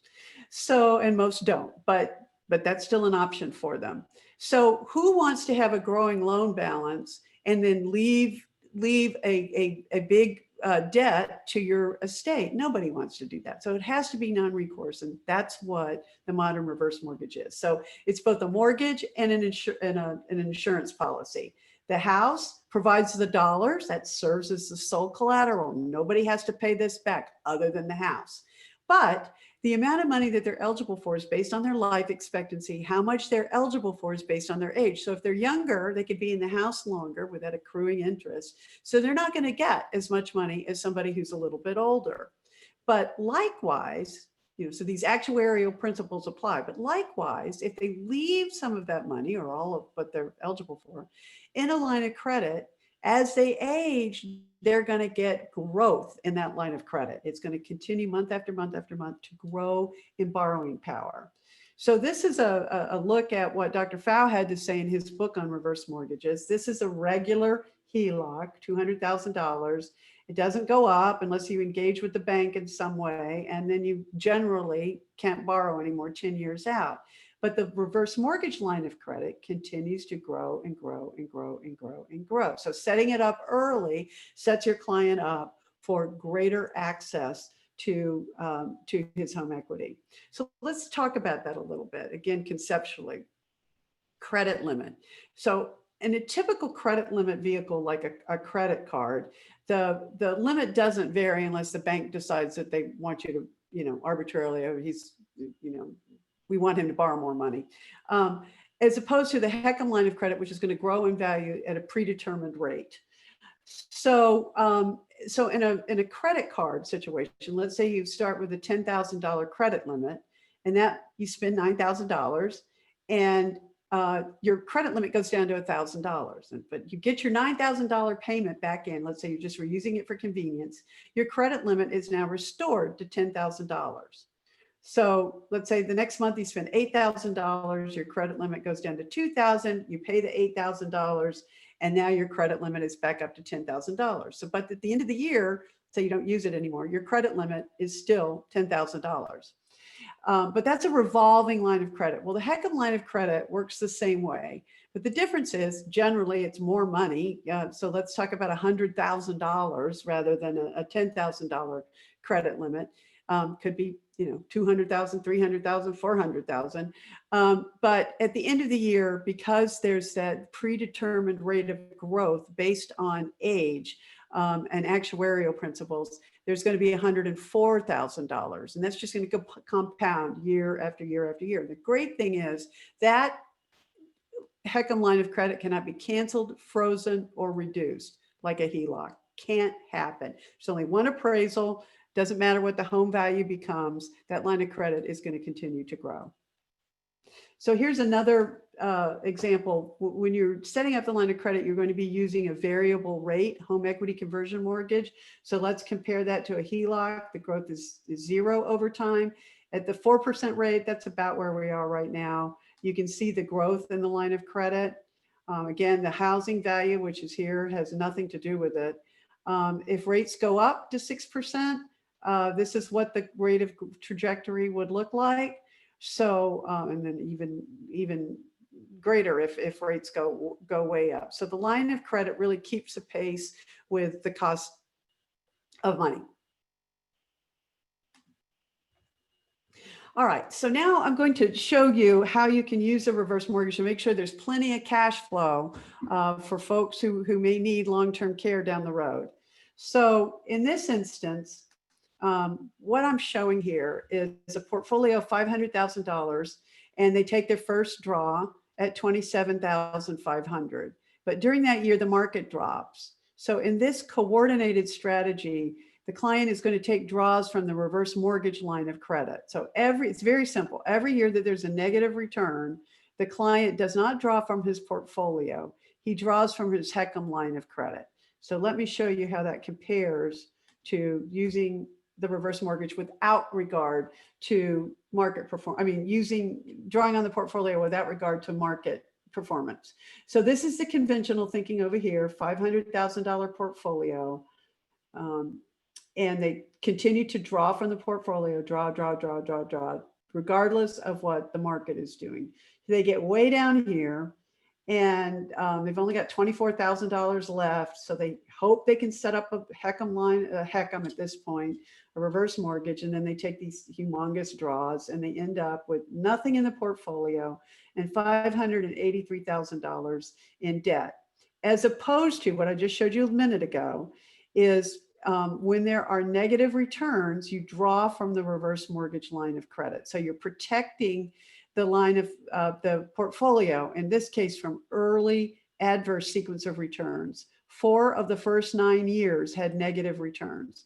And look at what a protective effect that had on the portfolio. So you get down here and there's actually double the amount of money in the portfolio than there was when they started at 500,000. Now there are draws that were compounding. The interest was compounding, and so there is significant debt on the house. 692. They could have mitigated that by making payments back years earlier if they wanted to, but they don't have to. But remember, that debt is limited to the value of the house. So at this point, the client has $1 million, but a 692, let's just call it a 692 debt on the house. So he's 394 to the good, and this one is $538,000 negative by not paying attention to the market performance. So what does that end up looking like? Well, the delta on the two different strategies is $933,764. So well worth at least considering the home equity as a way to preserve the portfolio, so it'll be there to help them when they need it. So the line of credit, who doesn't need a backup plan in retirement, particularly if you're going to be living a long time? So we like to think of the HECM as a shock absorber for retirement years. Hearing aids, $6,000. Medicare doesn't pay for. I was surprised about that. Dental. We've literally had people leave the reverse mortgage closing table and go walk across the street to the dentist and have 10 or 20,000, sometimes more than that, repaired under their mouths. Is so critical to people's well-being. Car repairs can be devastating on a fixed budget. Housing value shock, health shock, liquidity shock, inflation shock. There are strategies around divorce shock at another time. I'd be happy to explain those. Portfolio shock. So setting up a line of credit early in retirement, thinking about the home as an asset can be very strong strategy and really help your clients. So I just want to end with the spontaneous testimonial that came to Mutual of Omaha the third week of March 2020. So remember the third week of March, the markets were going nuts, and we didn't know if the virus was going to be a plague like Ebola. I mean, nobody knew anything. And so we got this email from a client. I'm going to read it to you exactly what it said. You may not remember me, but we did a HECM line of credit 7 years ago.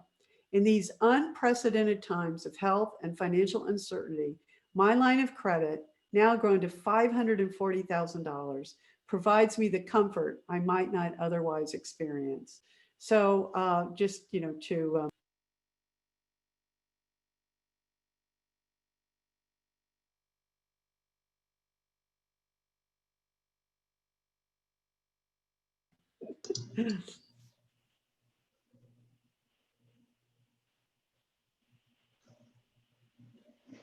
we still on here?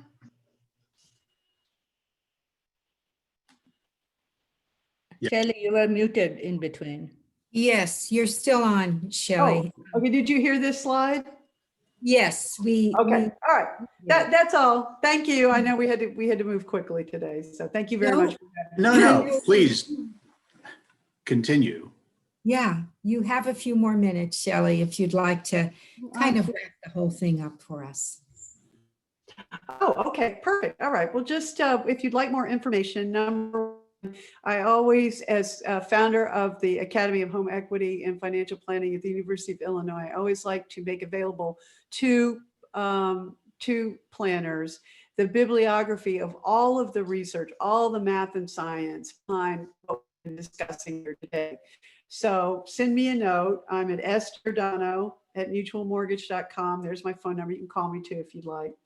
If you'd like to learn more about reverse mortgages online, you can go to mutualreverse.com, and we have a series of calculators here, reverse mortgage calculator to let you know what your client is eligible for.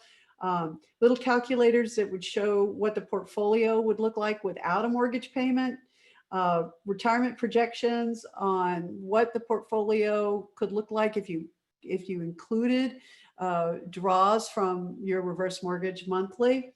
There's a HECM for Purchase product. You actually buy a house using a reverse mortgage. There's a calculator for that, and then some Social Security calculators. Also, I'd love to make available to you, if you write me, I'd be happy to do that.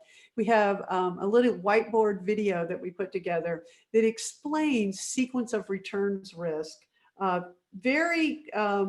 Starts out really sort of elemental and then kind of builds, but your clients will understand if they take a look at this video. It's about five minutes long. They'll really understand, you want to buy low and sell high and not the reverse. So when your assets are undervalued, the last thing you want to do is be selling them at a loss, because once they're gone, they're gone for good, and they can't participate in the recovery.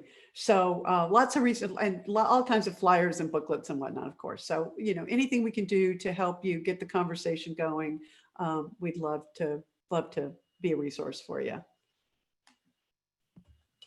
Yep. And here are we're all over the country. Here are our regional and area managers by area. And that's it. Well, that's quite a bit. and I have to say, I have seen that video, and it's very effective. It's easy to understand. And you know what they say, picture, 1,000 words. And that's kind of the case there. So Shelley, if we have additional questions, and I'm sure that we will be making sure that we have someone from the NAIFA staff reach directly out to you so that you can contact anyone who doesn't contact you directly, but did leave a question in there. So yeah. I think for so many reasons, people forget all of these different options. As you mentioned, whether they're funding an insurance policy this way or actually just taking the line of credit in order not to impact their investments and their savings. It's important. And we thank you very much for joining us today so that everyone can kind of get an overview of what the possibilities are here. All right. I just want to answer one question here, if it's okay. Phyllis, where is the video on sequence of returns? It's not on our website. So if you'll send me an email, Phyllis, at sgiordano@mutualmortgage.com, I will send it right out to you. Okay. Thank you so much, Carol, for having us. My pleasure, as always informative and clear. Thanks again. Thank you. Bye-bye. Okay, everyone, we're going to take just a very short break because I think you're really going to be interested in our next speaker, which, as you saw, the name of the session is Live, Die, Quit, and Deduct. So I hope you will be taking a few minutes to get a little water, stretch your feet, not your feet, but your legs maybe, and join us in just a couple of minutes. And we'll hear from Rick Stewart. Thanks. Okay, welcome back. Well, if you need another idea, here we go. We'll have Rick Stewart, who is the Director, LTC Solutions Center, Crump Life Insurance Services, take us through an often overlooked planning method that can provide meaningful benefits for business owners, top executives, and key employees. Thanks for joining us, Rick. Thanks, Carol, and good afternoon, or still good morning to my friends out there in Cali. Thanks for giving me this opportunity to talk about Live, Die, Quit, and Deduct.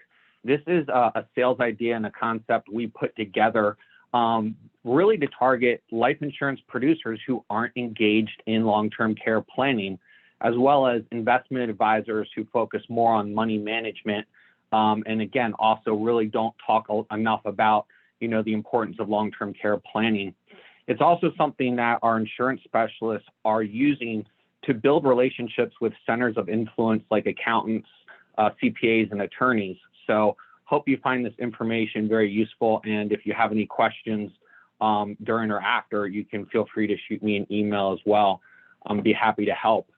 The slides I'm going over today are not approved for consumer use. This is for insurance professional training. Also do want to disclose, as the director of long-term care sales, I'm a sales guy. I'm not an accountant or an attorney, so I do not give tax and legal advice. So obviously always consult your tax and legal professionals when having these conversations. This is also a presentation that I call my Reese's peanut butter cup story. If you remember those old commercials, that was somebody got their chocolate in my peanut butter. You got your peanut butter in my chocolate. The life insurance industry is talking about executive bonus plans all the time. It is an industry workhorse for the life insurance industry. Long-term care experts are always talking about the tax deductibility and the tax advantages of long-term care insurance and long-term care planning. So we bring those two things together in this presentation, and I want to define and talk about executive bonus plans, or as you might know them as 162 bonus plans, and walk through some examples. We're going to talk, probably a refresher for many of you, on the tax advantages of long-term care, but we're going to talk about how that can apply to some of the long-term care riders on some of the linked benefit solutions that are on the market today, and hence our story, live, die, quit, and potentially deduct. So that's what we'll talk about. Now, executive bonus plans, as I mentioned, are very common, and there's several reasons. The issues that we're talking about with 162 executive bonus plans is we want to recruit, retain, and reward our key employees. And there's challenges today with non-discrimination rules with qualified plans. Non-qualified deferred comp plans have very stringent administrative and reporting requirements now under 409A. It makes it a challenge. So if we want to really reward some key employees and carve them out, executive bonus plans is the way to do that. It gives us an opportunity to incent and reward those employees that we don't want to, go across the street to the competition. So the mechanics behind an executive bonus plan is it's simply we're just setting up a life insurance plan for one or more of our employees. The employee is the owner of the policy, so they can have the rights to the policy. They can name the beneficiaries and have access to the cash value, unless we set up a restrictive agreement I'll talk more about in a minute. But essentially, the employer pays the premiums, and what the employer does is the employer can deduct the premiums paid for the life insurance contract as long as the compensation is deemed ordinary and reasonable business expense. If it's a reasonable compensation to the employee, what the company is going to do is take a deduction. Now, that premium is taxable to the employee. So we all know with long-term care insurance, it's not going to be taxable to the employee. Life insurance premium can be deductible by the employer through a 162 bonus plan. However, that is going to be taxable to the employee. So we'll talk about how we can do a double bonus to cover the taxes that would be a consequence for that life insurance policy. Even though the company is paying the premiums and taking the tax deduction for that policy, long-term care benefits received are still going to be income tax free up to the per diem amount. Obviously, as we know, reimbursement contracts, are tax free. Cash indemnity contracts up to $380 a day. Anything over and above that, you have to have proof of receipts, in order for that to be tax free. The death benefit on life insurance policies will be tax free as well. So here's kind of how it works to simplify it. Let's say I am a corporation, I run a corporation. I'm just going to have an agreement with my employee that we are going to pay the premium on a life insurance policy on your behalf, and that bonus is going to be taxable to you. That premium will go to the insurance company to pay for the life insurance policy.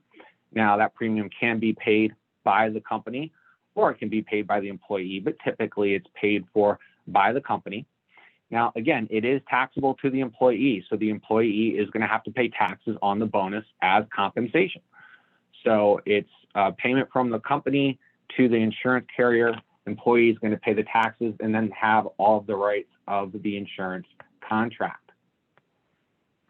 Now, how do we do the bonus, or how do we pay the bonus? Let's walk through an example. Let's say I have an employee and I want to do a $10,000 a year linked benefit policy or life policy. And that's the thing with executive bonus plans is you can use any life insurance contract.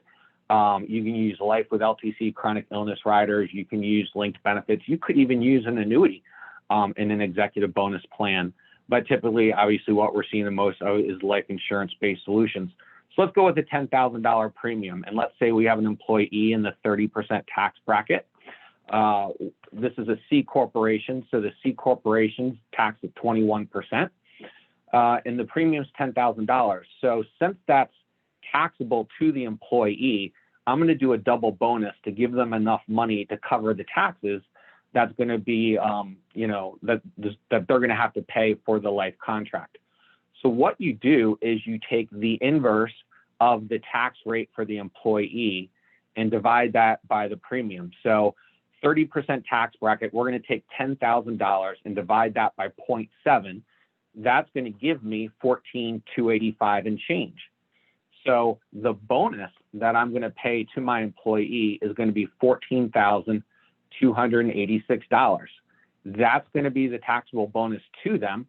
They'll be able to pay the taxes and net out to pay the $10,000 premium on the life insurance contract. We want this to be income tax neutral to the employee, so they're not getting hit with a tax bill at the end of the year. Income tax neutral to the employee. However, the employer is getting a tax deduction for doing this. Tax neutral for the employee, but tax deductible, and a tax savings of $3,000 for the employer. So tax advantage for the employer, tax neutral for the employee, but the employee is obviously getting the advantage of having this linked benefit policy. So what's the market for executive bonus plans? C corporations should always consider this when purchasing life insurance. And what we're seeing at Crump is this is a supplemental sale for our high-end life insurance producers. They're often selling very large ticket life insurance policies for key man, for business owners, for personal use, and doing a linked benefit or a long-term care sale is a supplemental sale to the other life insurance contracts, and that's how we position it. We never want to position that a long-term care or a linked benefit sale is in competition to the life sale when talking to life insurance specialists. This is a supplemental sale. You should be addressing both needs. You have a need for planning in the event something would happen to you and you would pass away. You also have a need if something would happen to you and you would need long-term care. So let's plan appropriately. Any non-owner, regardless of business type. So think about family-owned businesses that are being passed down from generation to generation, closely held partnerships, those types of things, is a great golden handcuff opportunity. Now, if you're concerned about your employee taking the money or taking the policy and leaving the company, you can do what's called a REBA, or a restrictive executive bonus agreement. So we'd see this if you did a single pay. You don't want to pay a single pay policy for an employee, and then next week they leave the company and they got that life insurance contract. If you were doing that, you would probably do what's called a REBA and maybe vest it out over 5 or 10 years, maybe give them access to the policy upon retirement. But typically what we're seeing is if you're doing a 5, 10 pay or 20 pay linked benefit solution, the golden handcuff is already built in because the employer is only going to pay the premium while you are employed by the company. So it keeps them motivated to stay with your organization because you're going to pay that linked benefit premium every year. So it's a great way, again, to reward your key employees and at the same time have some significant tax benefits. Now, on the long-term care side, we all know that long-term care is treated as accident and health insurance contracts. And the way that we've always understood linked benefits is linked benefits have 3 buckets, right? We've seen this over the past 30 years. You have a large long-term care pool of money, you have a death benefit, and one of the best features about Linked Benefit Solutions is you have a guaranteed return of premium, depending on the carrier and which plan design you go with. In a low interest rate environment right now, the guaranteed return of premium is so attractive because your opportunity cost is so low. A lot of people who have been sitting on cash, money market, and CDs are paying a fraction of a percentage point. I don't want to date myself, but I remember when I was mowing lawns when I was 14, I saved up the minimum amount to get a CD at 5.5%. So those days are not around right now. Interest rates are so low, zero is a hero, and having that liquidity is a great feature. But this is how we understand linked benefit policies. Now I want you to think of it from a different angle. These are life insurance contracts. As much as we talk about long-term care and long-term care planning with asset-based long-term care linked benefit solutions, they are life insurance contracts. And many of the carriers today have gone to having a base life insurance contract and long-term care riders that are separately identifiable premiums. These separately identifiable premiums are separate agreements, and they might be called something different with different carriers, but essentially it's the acceleration of the death benefit, so the acceleration long-term care rider, the extension of benefits rider, and then the inflation protection rider.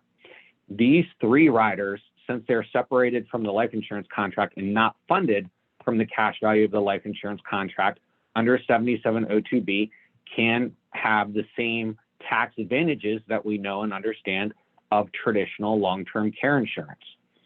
So now we have executive bonus, life opportunities, and we have the potential tax deductibility of these long-term care riders. Now, it's important to note that with life insurance riders that do, long-term care riders that do come out of the cash value of a life or annuity contract, that rider is being funded with tax favored dollars, right? So cash value in life insurance grows tax deferred. So if we're using that pool of money to fund the long-term care rider, it's essentially being funded by tax favored dollars. Therefore, we can't take a tax deduction for that. And the client actually gets a 1099-R every year, which is tracking the cost basis of that contract. It's kind of like a phantom gain against that contract. And this is something a little bit concerning for the industry. I feel like there are a lot of life insurance advisors out there that don't realize that or talk about that. They're selling a lot of VULs, IUL products as the Swiss Army knife. This policy is a VUL with a long-term care rider. It's going to cover your death benefit need. It can provide retirement income. It'll cover your long-term care expenses. And it's going to do one of those three things. It's not going to be able to do all of those things. And also, if you do ever surrender that contract or it lapses, the cost for that long-term care rider every year is going to reduce your basis and cause a taxable event on the back end. So it's something that we should just be aware of on LTC riders that are funded on hybrid contracts. Long-term care riders that are separated identifiable premium that were never part of the policy's cash value are eligible for a deduction. Now, C corporations would be our biggest opportunity in this market because, as we know, with long-term care premiums can be fully deductible without limit as long as it's deemed ordinary and reasonable compensation. Where pass-through entities, we'll talk about in a minute, have an age-based table. There's no limit on the amount you can deduct for C corporation owner employees, spouses, and dependents. The long-term care premiums paid by the corporation are deductible and do not pass through as income to the owner employee or employees. And when you go on claim, benefits are still received income tax-free. Now, with pass-through entities, partnerships, S corporations, LLCs can be structured as a C corporation or a pass-through entity. 9 times out of 10, they are set up as a pass-through entity, but just something to take note of. Premiums paid for long-term care for employees and their spouses can be deductible. 2% shareholders of an S corporation are considered self-employed.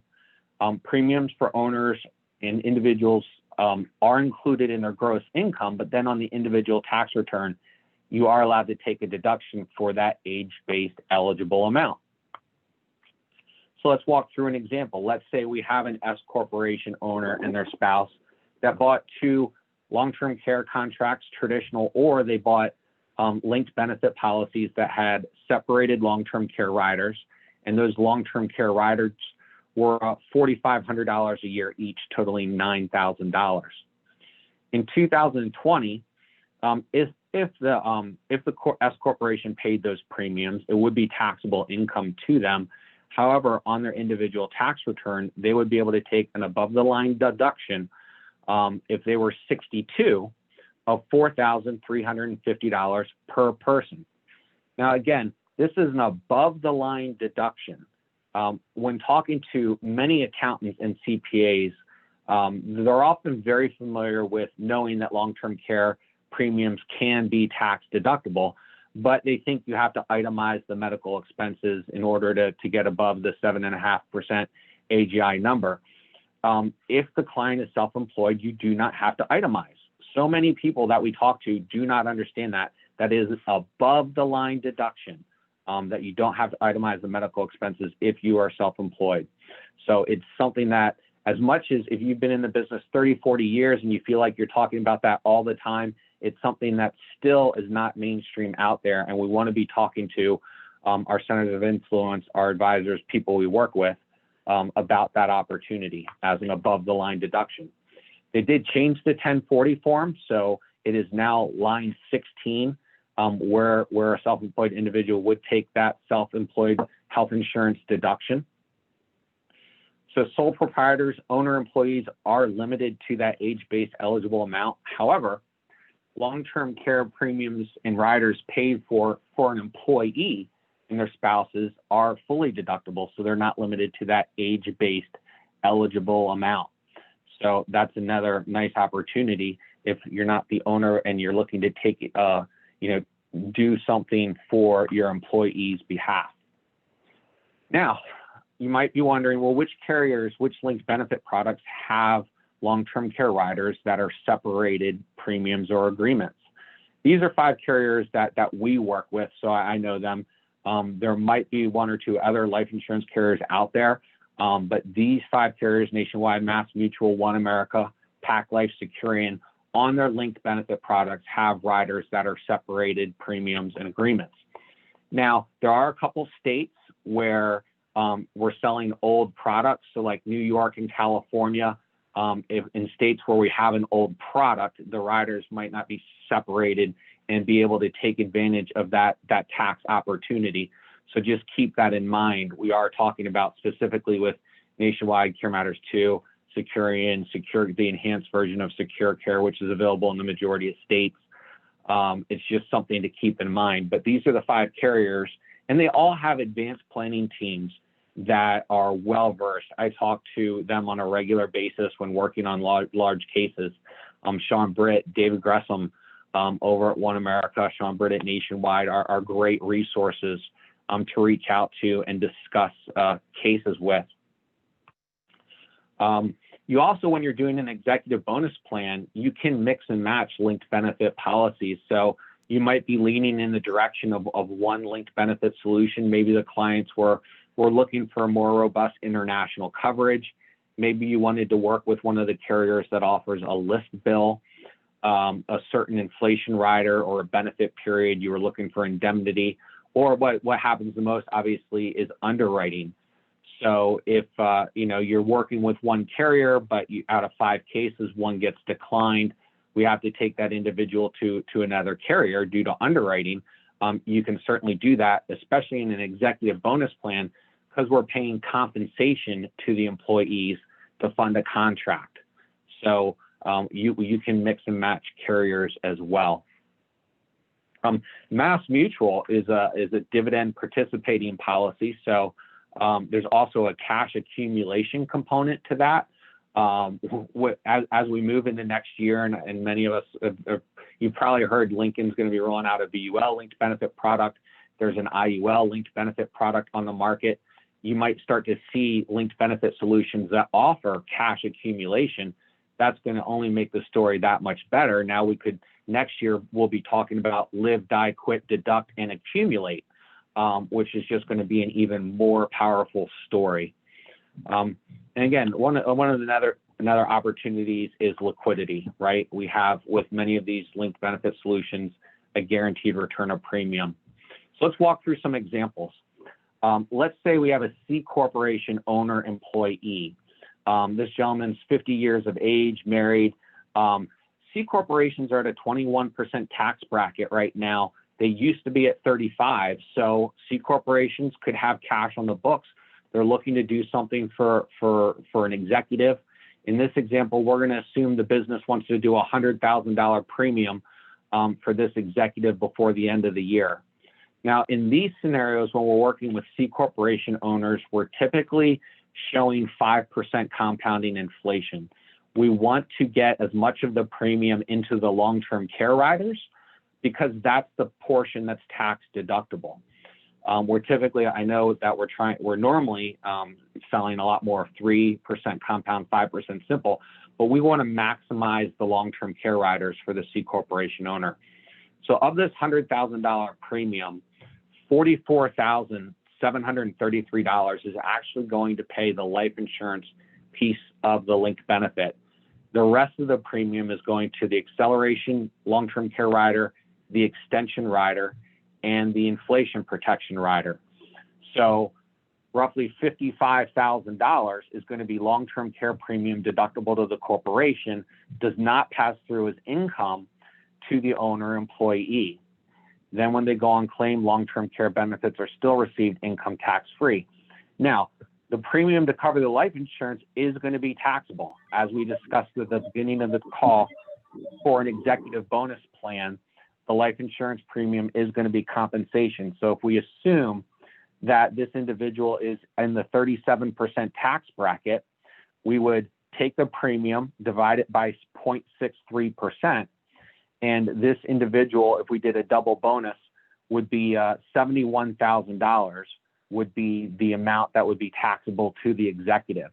So they're getting a $100,000 linked benefit policy. The corporation is taxing them on this individual on $71,000, and then the policy is owned by the executive. Now, with return of premium, in that situation, now the employee owns the contract. Down the road, well, they could certainly surrender that contract and take that 100% guaranteed return of premium. Let's say it was a product that offered it after the 6th year. In that situation, to any extent that the long-term care riders were deductible or were deducted, that would come back as income to the individual and would be taxable. Now, we're doing a lot more of these on a 10-pay scenario. We love the C Corp single pays, but we're doing a lot more flex pays, and linked benefit products have been moving and offering more options on the flex pay side. We can even do life pays, pay to 100, pay to 95s now. But let's take a look at same 50-year-old business owner. We do a 10-pay, $10,000 a year for 10 years. This time we went with 3% compounding, so a more typical long-term care solution, over $5,000 a month of long-term care benefit with 3% compounding inflation. Of that premium, $5,900 is going to be life insurance premium.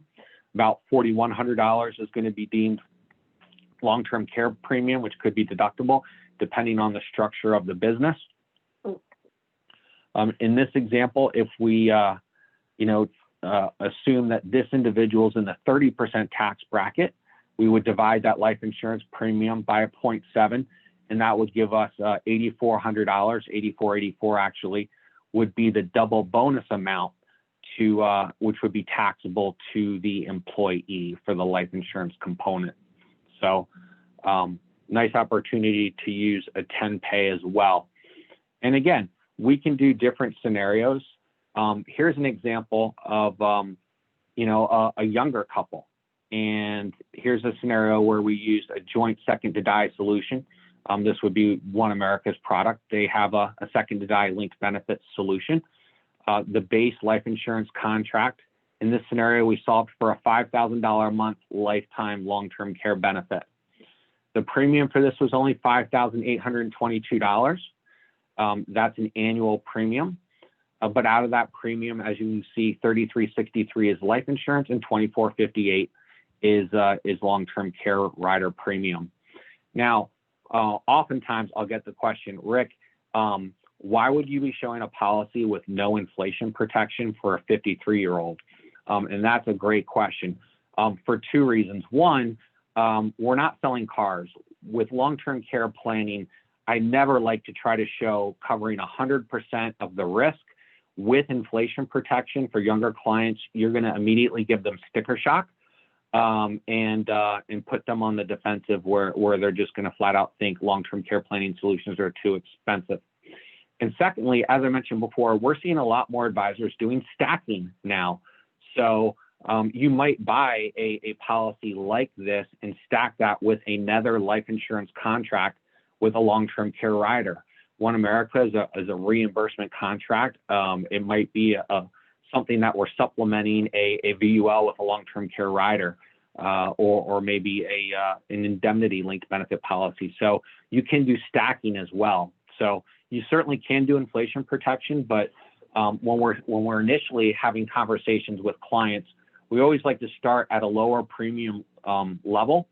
Also, if you're working with life insurance specialists or individuals that have really focused on life insurance, the majority of the policies they're selling out there do not have inflation protection. There's only a couple contracts really that have an option too, where you might be putting inflation protection on a hybrid life contract. So when I'm talking to life insurance specialists, I usually start with no inflation because that's what they're used to looking at and solving for.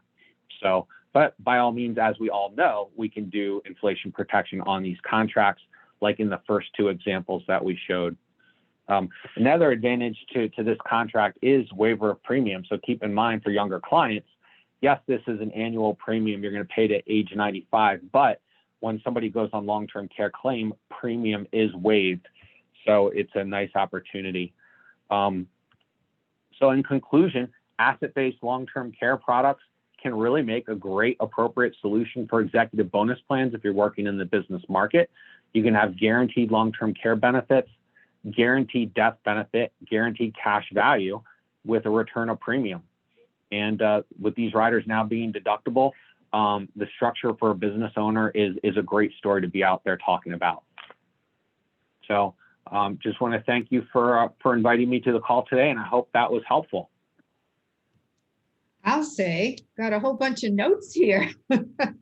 Very informative. We did have one question that that came up right in the beginning. Excuse me. The question dealt with when they're paying separately for the life and the long-term care rider.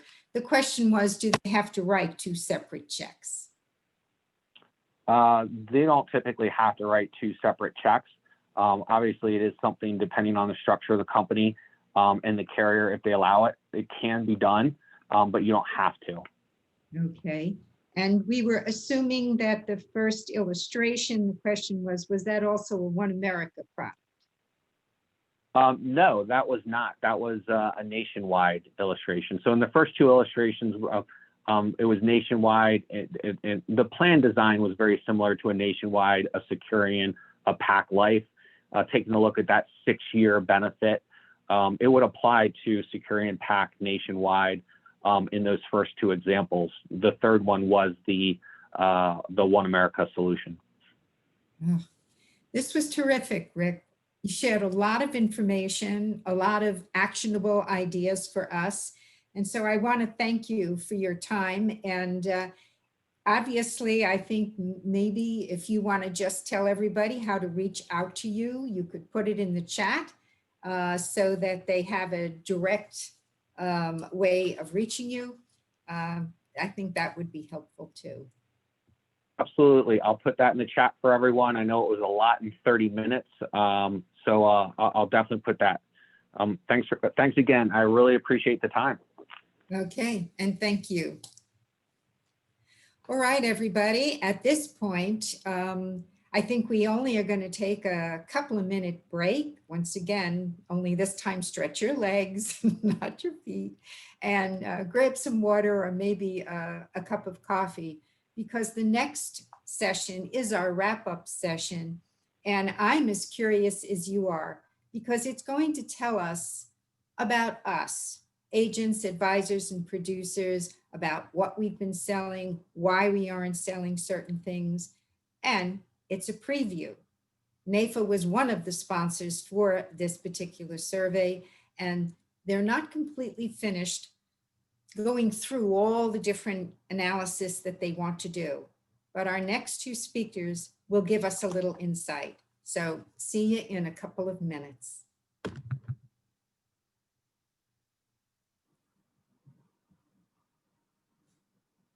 The time that you took in doing that for us. So let me give you kind of the big picture.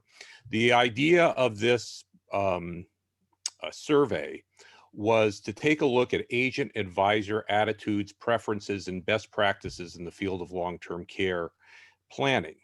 And this was actually a follow-up study to something that Ron had done. What was it, back in 2005, Ron? With Yes. SOA and who else was involved in that? LIMRA, I believe, right? LIMRA and Broker World Magazine again. Absolutely. Yeah, they helped. Right. So it was, and of course that was close to the high point in long-term care insurance sales in the United States. A lot has changed since 2005. So Oliver Wyman and Ron and I felt that it was time to really take a really careful look at what was actually going on here.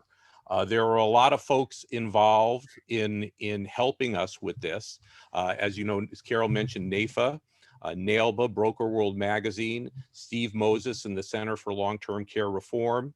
We had a lot of help from independent life and long-term care insurance distribution, BGAs, IMOs, so on and so forth. And there were career agents involved in career companies. So, and long-term care insurance and life insurance. So we really hit it hard to make sure we got a representative sample of people that we were looking for.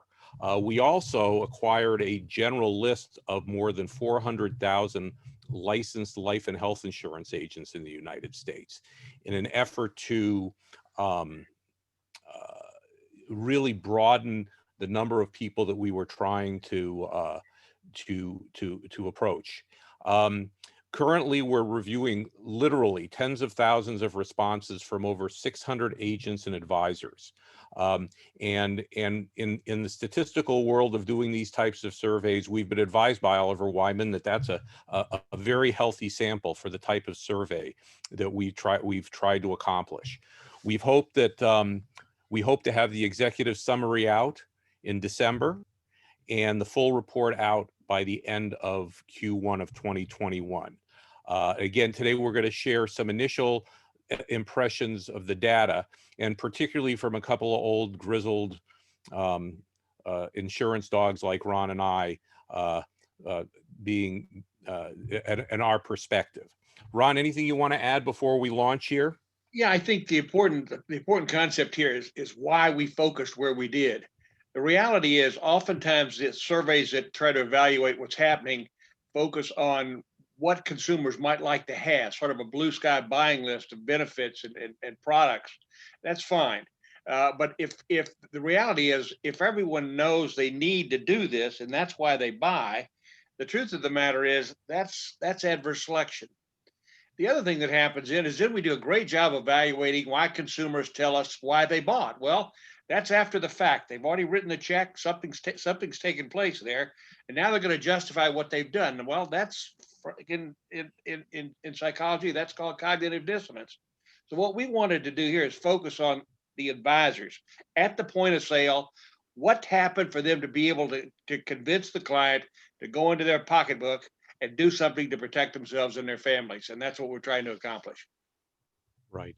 Yeah, really, I mean, and thanks for bringing that up, Ron, because two of the points that I wanted to make before I moved on to this next slide is we really wanted to find out the best ways to get the client to say yes. That was number one, and one of the top items on our list. And also, we wanted to know why many agents and advisors do not discuss long-term care planning with their clients. So there are a lot of questions that we wanted to kind of wrap into this survey. So what we discovered of our respondents of agents and advisors, and again, in our parlance, agents and advisors are synonymous. We had a group of people, for the most part, except for those who didn't sell long-term care insurance, that didn't do long-term care planning. We have a real committed group of agents and advisors who take long-term care planning very, very seriously. They are very proactive, and they discuss the topic with clients and prospects all the time. I mean, that they are on it.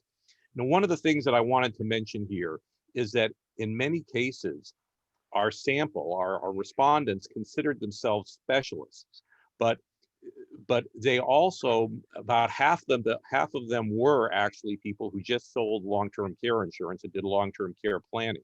The other half, and we were very grateful for this, have very broad insurance and other types of financial services backgrounds. We had lawyers, we had accountants, we had people that were independent career, they're in part of the broker-dealer channel, even institutional and banking. And interestingly, there were quite a few property and casualty insurance agents, health insurance agents, employee benefit people, so if you took the survey, remember, we asked, what's your core business? And about half of the folks, respondents, said that they were life insurance agents primarily, and many of them did other things. So we have to be careful, I believe, of how we use the term specialist. It's clear that most of our sample are aging out of the business. I think I can't remember off the top of my head, but I know that the vast majority were 50 years and older. There was a big chunk, actually the oldest group was over 60, okay?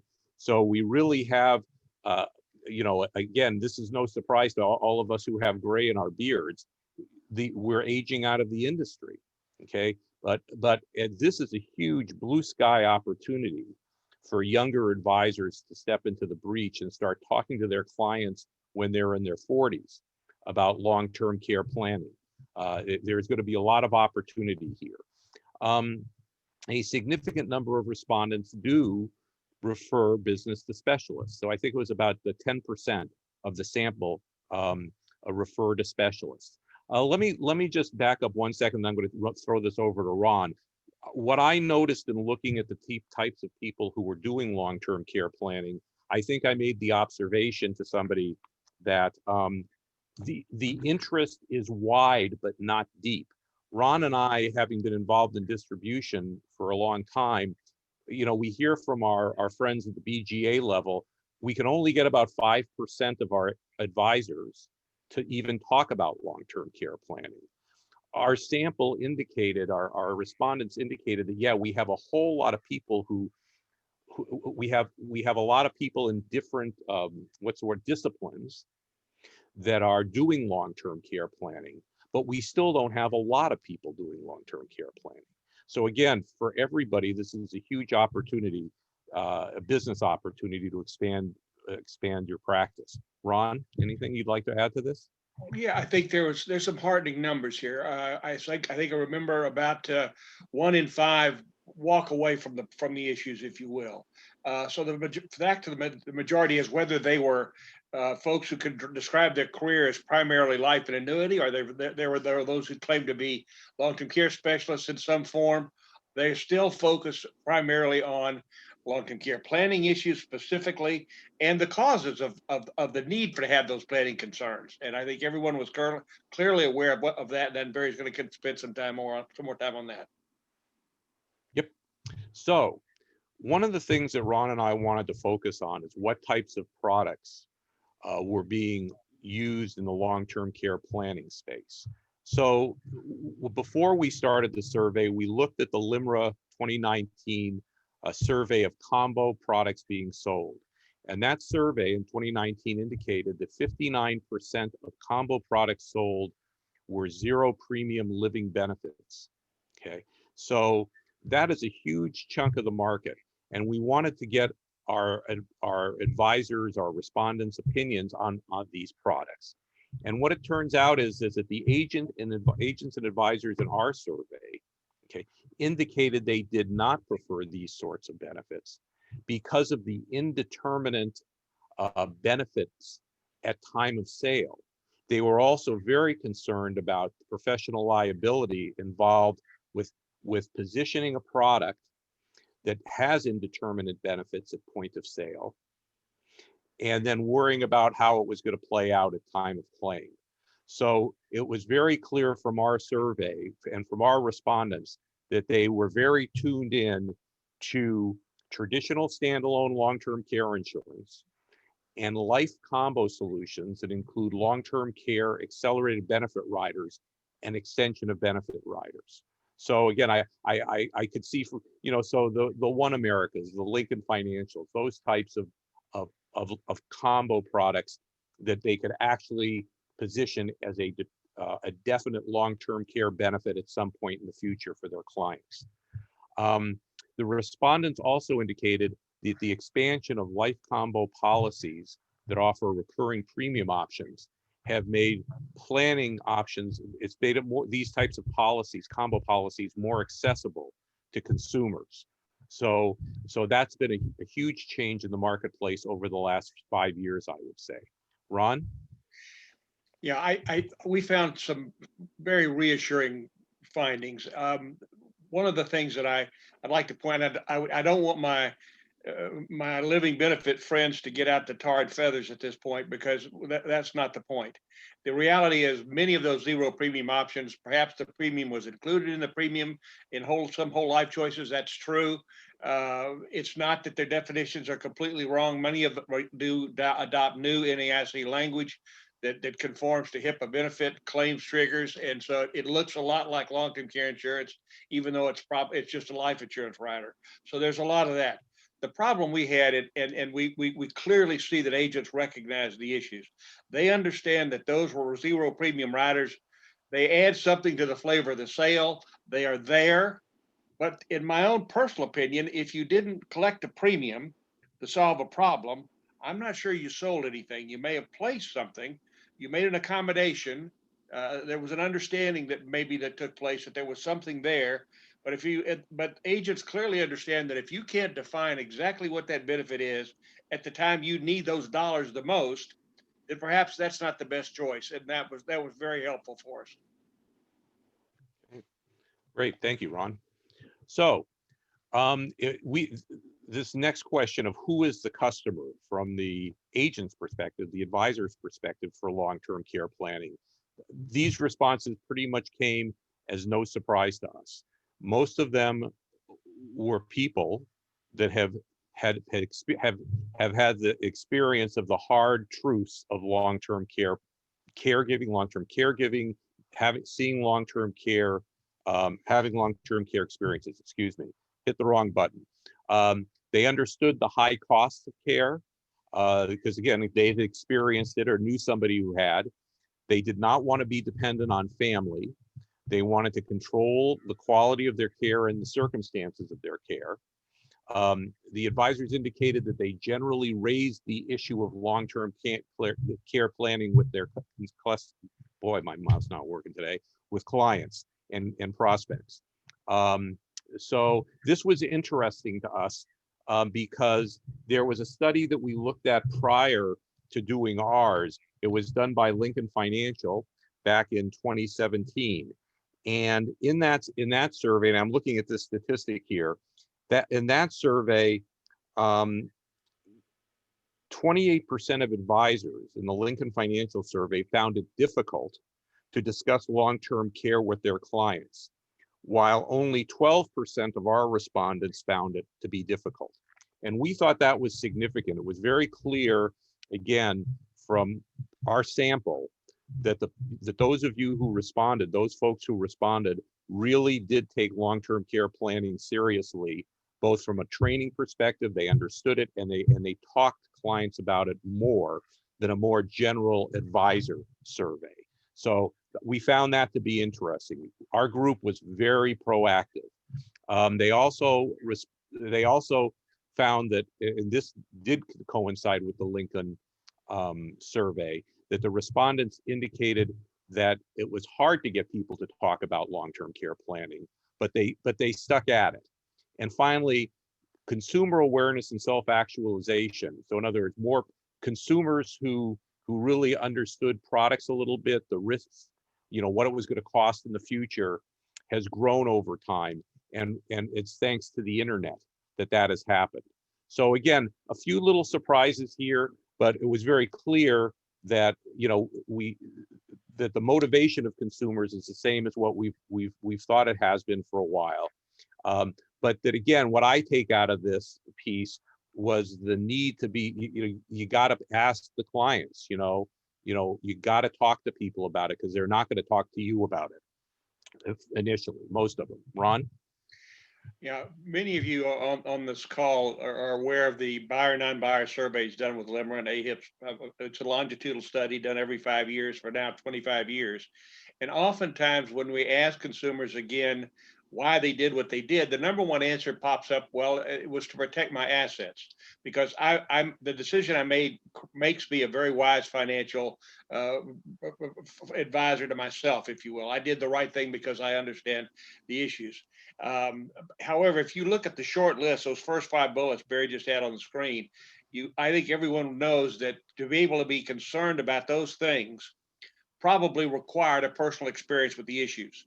And to give you a feel for this, for the flavor of this, those who said personal experience drives the sale were 92% of our respondents across all lines. So for what it's worth, and I know everyone who's successful out there doing this understands, if you find the personal experience connection, you're going to find the sale. Absolutely, absolutely. And as many of you know, when the client's calling you for long-term care insurance, it's probably too late anyway for them. So they've already got a health problem that's going to preclude them from getting care. So again, proactive, getting to people when they're in their 40s, early 50s is still a key to sales success in the long-term care planning world. So then we wanted to get a sense of what were the best practices, what was working for you folks out there about on the long-term care planning front.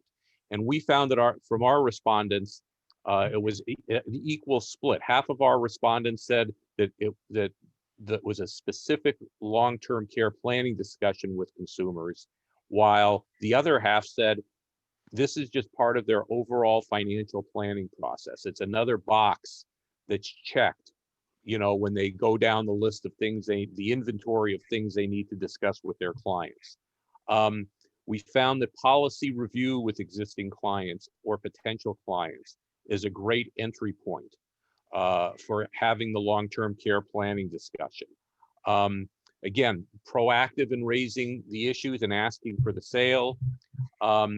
They look for our sample of respondents perceived 1035 exchanges, the whole issue around there being great opportunities. Again, a way to upgrade existing life insurance policies to include long-term care planning benefits.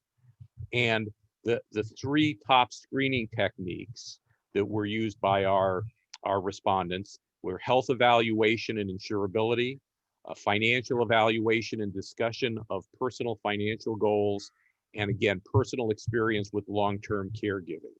So again, things we suspected was going on out there, but clearly these are the tried and true techniques and best practices that most advisors and agents are using.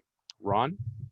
Yes, one of the overwhelming confirmations we got is that, as many of you know, since the long-term care provisions of the Pension Protection Act went into effect in 2010, I suspect many times, maybe tens of thousands of times, an agent or advisor has asked, does your life insurance policy pay for long-term care if you need it? If it doesn't, I'll be over Tuesday.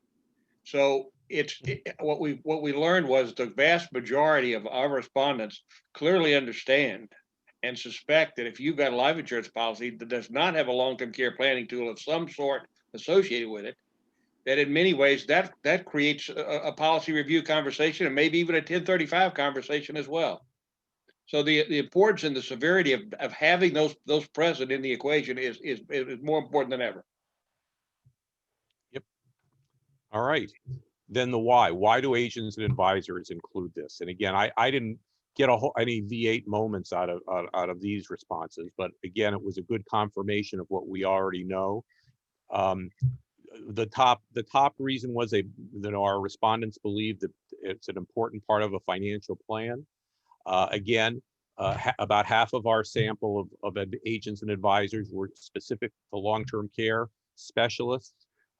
That's their business. That's what they do. They own it themselves, and it's part of their and the other one was it's part of their primary company's portfolio. So again, things that aren't surprising to anybody here. Again, but it's very clear from our sample that that the agents and advisors that are out there talking to consumers about long-term care planning are definitely evangelicals on the topic. They really pound the table on the issue. Ron, did you have anything you wanted to add to that one? No. Okay. So here are some takeaways for another day. We're starting to develop these. Ron and I will have an article in Broker World magazine next month that'll probably uncover some of these things. And then as we release the executive summary and the final survey, we anticipated a lot of articles and a lot of drill downs into some of the things that we want to look at really carefully and the industry needs to consider as well. For instance, there was a lot of I don't want to say confusion so much, but our agents and advisors wanted to get some clarity on nomenclature for combo products, okay, combo life products. It's either a combo, some companies call it a hybrid, other companies call it linked. There seemed to be some serious desire for somebody to finally say, this is what we're going to call these various different products, so we really know what we're presenting and we can have a common language in the process. It's funny, the vast majority of our respondents said that they had no problem. In one question, they had absolutely no problem explaining all the long-term care planning options to consumers. On the other hand, when we asked about specific stuff, the one item that they had a problem with the most, one of the top problems, was explaining the difference between Internal Revenue Code Section 101G chronic illness plans and 7702B long-term care plans. So there's definitely an educational opportunity there for distribution and for insurance companies, so that so that we can carefully and clearly explain the differences between these two opportunities, long-term care planning opportunities at point of sale. I was just going through some of the comment sections of a couple of our a number of the questions that we had about what other things would you like the industry to be doing, and as I categorize the other responses that we were getting, there's clearly a hunger for additional training, particularly as it pertains to combo products. A lot of training. We want more training. Desired training. Everybody says, obviously in the world of COVID, we're doing everything online these days, but there was still a big hunger for in-person training. Technology solutions get mixed reviews from those who responded to the survey. Again, we'll drill down pretty deep into those. I just got through again evaluating one of those questions today, and it's interesting some of the comments we got. And really, we didn't really pick up any clear messaging yet on COVID-19 issues and how they will change caregiving options and consumer awareness. The few comments we got about COVID-19 was that it's created some difficulties in getting sales made because people are nervous about spending money. But at this point, no clear messaging on COVID-19 issues or how you position that whole thing in the marketplace. So Ron, did you have anything else you wanted to add to this little laundry list? No, it's a very, the COVID-19 situation, the number we got was still indicative of motion. About, I think it was 42% of the survey respondents understood that the additional mortality and morbidity associated with COVID-19 was something that was going to have to become a part of their practice and their future. So the pot's on the boil, and I think we've got a long way to go there. We've got a lot of implications. Everyone understands clearly that some of the toughest times are the very people we're trying to help, and that's and anyone who doesn't understand there's a difference in mortality right now is asleep at the wheel. So those issues I think are going to ultimately contribute greatly to long-term care planning conversations. You know, my guess would be that the focus will be to, again, and it'll be refocus people on the notion that they want to get care at home and have control over the location of their care and who's providing it. Yes. And that money will buy that that opportunity. So anyway, Carol, we can open this up for questions if there were any. Okay, yes, actually, there was a question. The first one that I have to say interests me as well. This nomenclature issue is one that, like everyone else, it's very difficult. So you mentioned getting down to, you know, hybrid means two separate pools as opposed to whatever. Who would settle that question, since each carrier can actually give whatever answer they want in terms of what to call it? So how would we as an industry settle that? If I may, one of the places that we've had this conversation in great depth is to start with the conversation would be to look at the LIMRA Life Combo reports that come out quarterly and then on an annual basis, they give a full evaluation. And in essence, it's not that difficult. It's what you call it. It's where it gets confusing. So in terms of product, actually issues, if you will, are phyla. You know, you have traditional standalone long-term care insurance. You have products that are ADBR, the total benefit cannot exceed the death benefit, and that's either a long-term care 7702B rider or a 101G rider, a life insurance rider. But they're ADBRs, and then you have those policies that have an extension of benefit, that additional pool of money. So, and that's really the known universe. The rest of it is just benefit conversations. Well, I'm not sure we may have to develop all new names, Carol. We may just, I think, go to the blackboard and start over. Wait a minute. So I think it's life plus it's life plus, and it's life plus plus. It's kind of, that's it.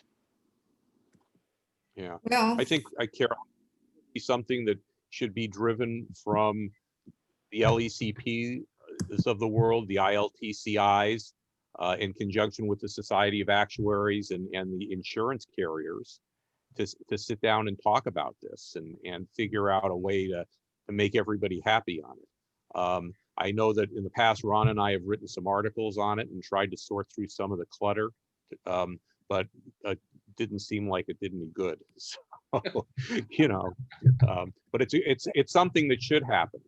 And I think it's also wrapped up in the whole conversation of what is the difference between a chronic illness rider and a long-term care rider, and how do they work differently, and how do they differentiate in the marketplace for people. So yeah, so I think, you know, it's all part and parcel of that conversation as well. I would agree. I think the more that these products are taking hold, the more essential it is for us as an industry. After all, the whole point of thanking you for the study and all the work that goes into that, which was massive, I have to say, including now trying to shift through and see what is significant. I think at this point, what we want to do is bring in younger advisors. So looking at this information and remembering, I think on day one of our leadership, executive leadership participants, I think it was Bill Nash actually said, if you want to grow your business and you don't want to specialize in this, this is a great area to bring somebody who is new into the business so that they can take and grow it. And I think some of the information that you just shared gives them some talking points, easy talking points to say, okay, here's your target market. I'm going to be here to, help you get adjusted, etc. But as you say, Barry, Ron, we have to get to the point where we have more of a voice, a solid voice as an industry. Yes. And I know that the center, the LECP Center, is going to be active in trying to have people look to the center, which is so varied in all of the aspects of any way you want to approach long-term care. So hopefully going forward, we can continue to work with great organizations like ILTCI and NAIFA and try to formulate something. I'm sure we're all looking forward to the articles and to your synopses of this study in Broker World. And so we want to thank you. Anything that either of you want to add in closing? Nope. We're reassured, Carol. That was the best part. If we go back and look at our most successful period of time in those early 2000s, there was really a couple of things going on that are important. First of all, an absolute passion for this business, this line of business. And the other one was focused, dedicated training and education. We taught to the product and we did a better job of that. So I think that passion and that training needs to return to the equation, and all the help we could get from the industry in terms of consumer awareness would be greatly appreciated. Now, interestingly, about half the folks who, in the 40% range, consumers who came to a sales conversation came prepared. They knew something about what was going on, and many of them had actually thought through what kind of product they'd like to talk about. So there is awareness going on. We need more of that, and I think that's how we solve some of the problem. Wow, and that's quite a change because that may not have been the case 10 years ago. Exactly. At this point, I want to thank you both. We always like to find out better ways to do what we do, and we appreciate you taking the time and energy along with Oliver Wyman to give us a few insights. And that last one, Ron, is something we all need to think through and say, okay, so if they're interested, why are we not asking? Exactly. Yep. Thank you. Thank you, Carol. Thank you. Okay. At this point, I can't believe it's the end of the Impact Week, everybody, but it is. And so I want to thank everyone who has had a role in creating this first inaugural NAIFA Impact Week Long-Term Care. I want to thank the NAIFA staff. I certainly want to thank the moderators, the presenters, and I also want to thank the attendees who, without you, without driving forward, all of what we do will just sort of not be as meaningful to as many clients and prospective clients as we would like them to be. We all know that this is an important ongoing issue, and many people saw through COVID that they really do want to age in place. We've tried to give you lots of ways to approach that. The LECP Center welcomes your ideas. I personally can be reached at cgolden@naifa.org, and I am interested in what it is that you would like to see the center concentrate more energy on that will be helpful to you. Again, thanks to everyone. Thanks to our sponsors who funded and supported this 3-day event, to you, to NAIFA staff, and to everyone who was involved. Stay safe.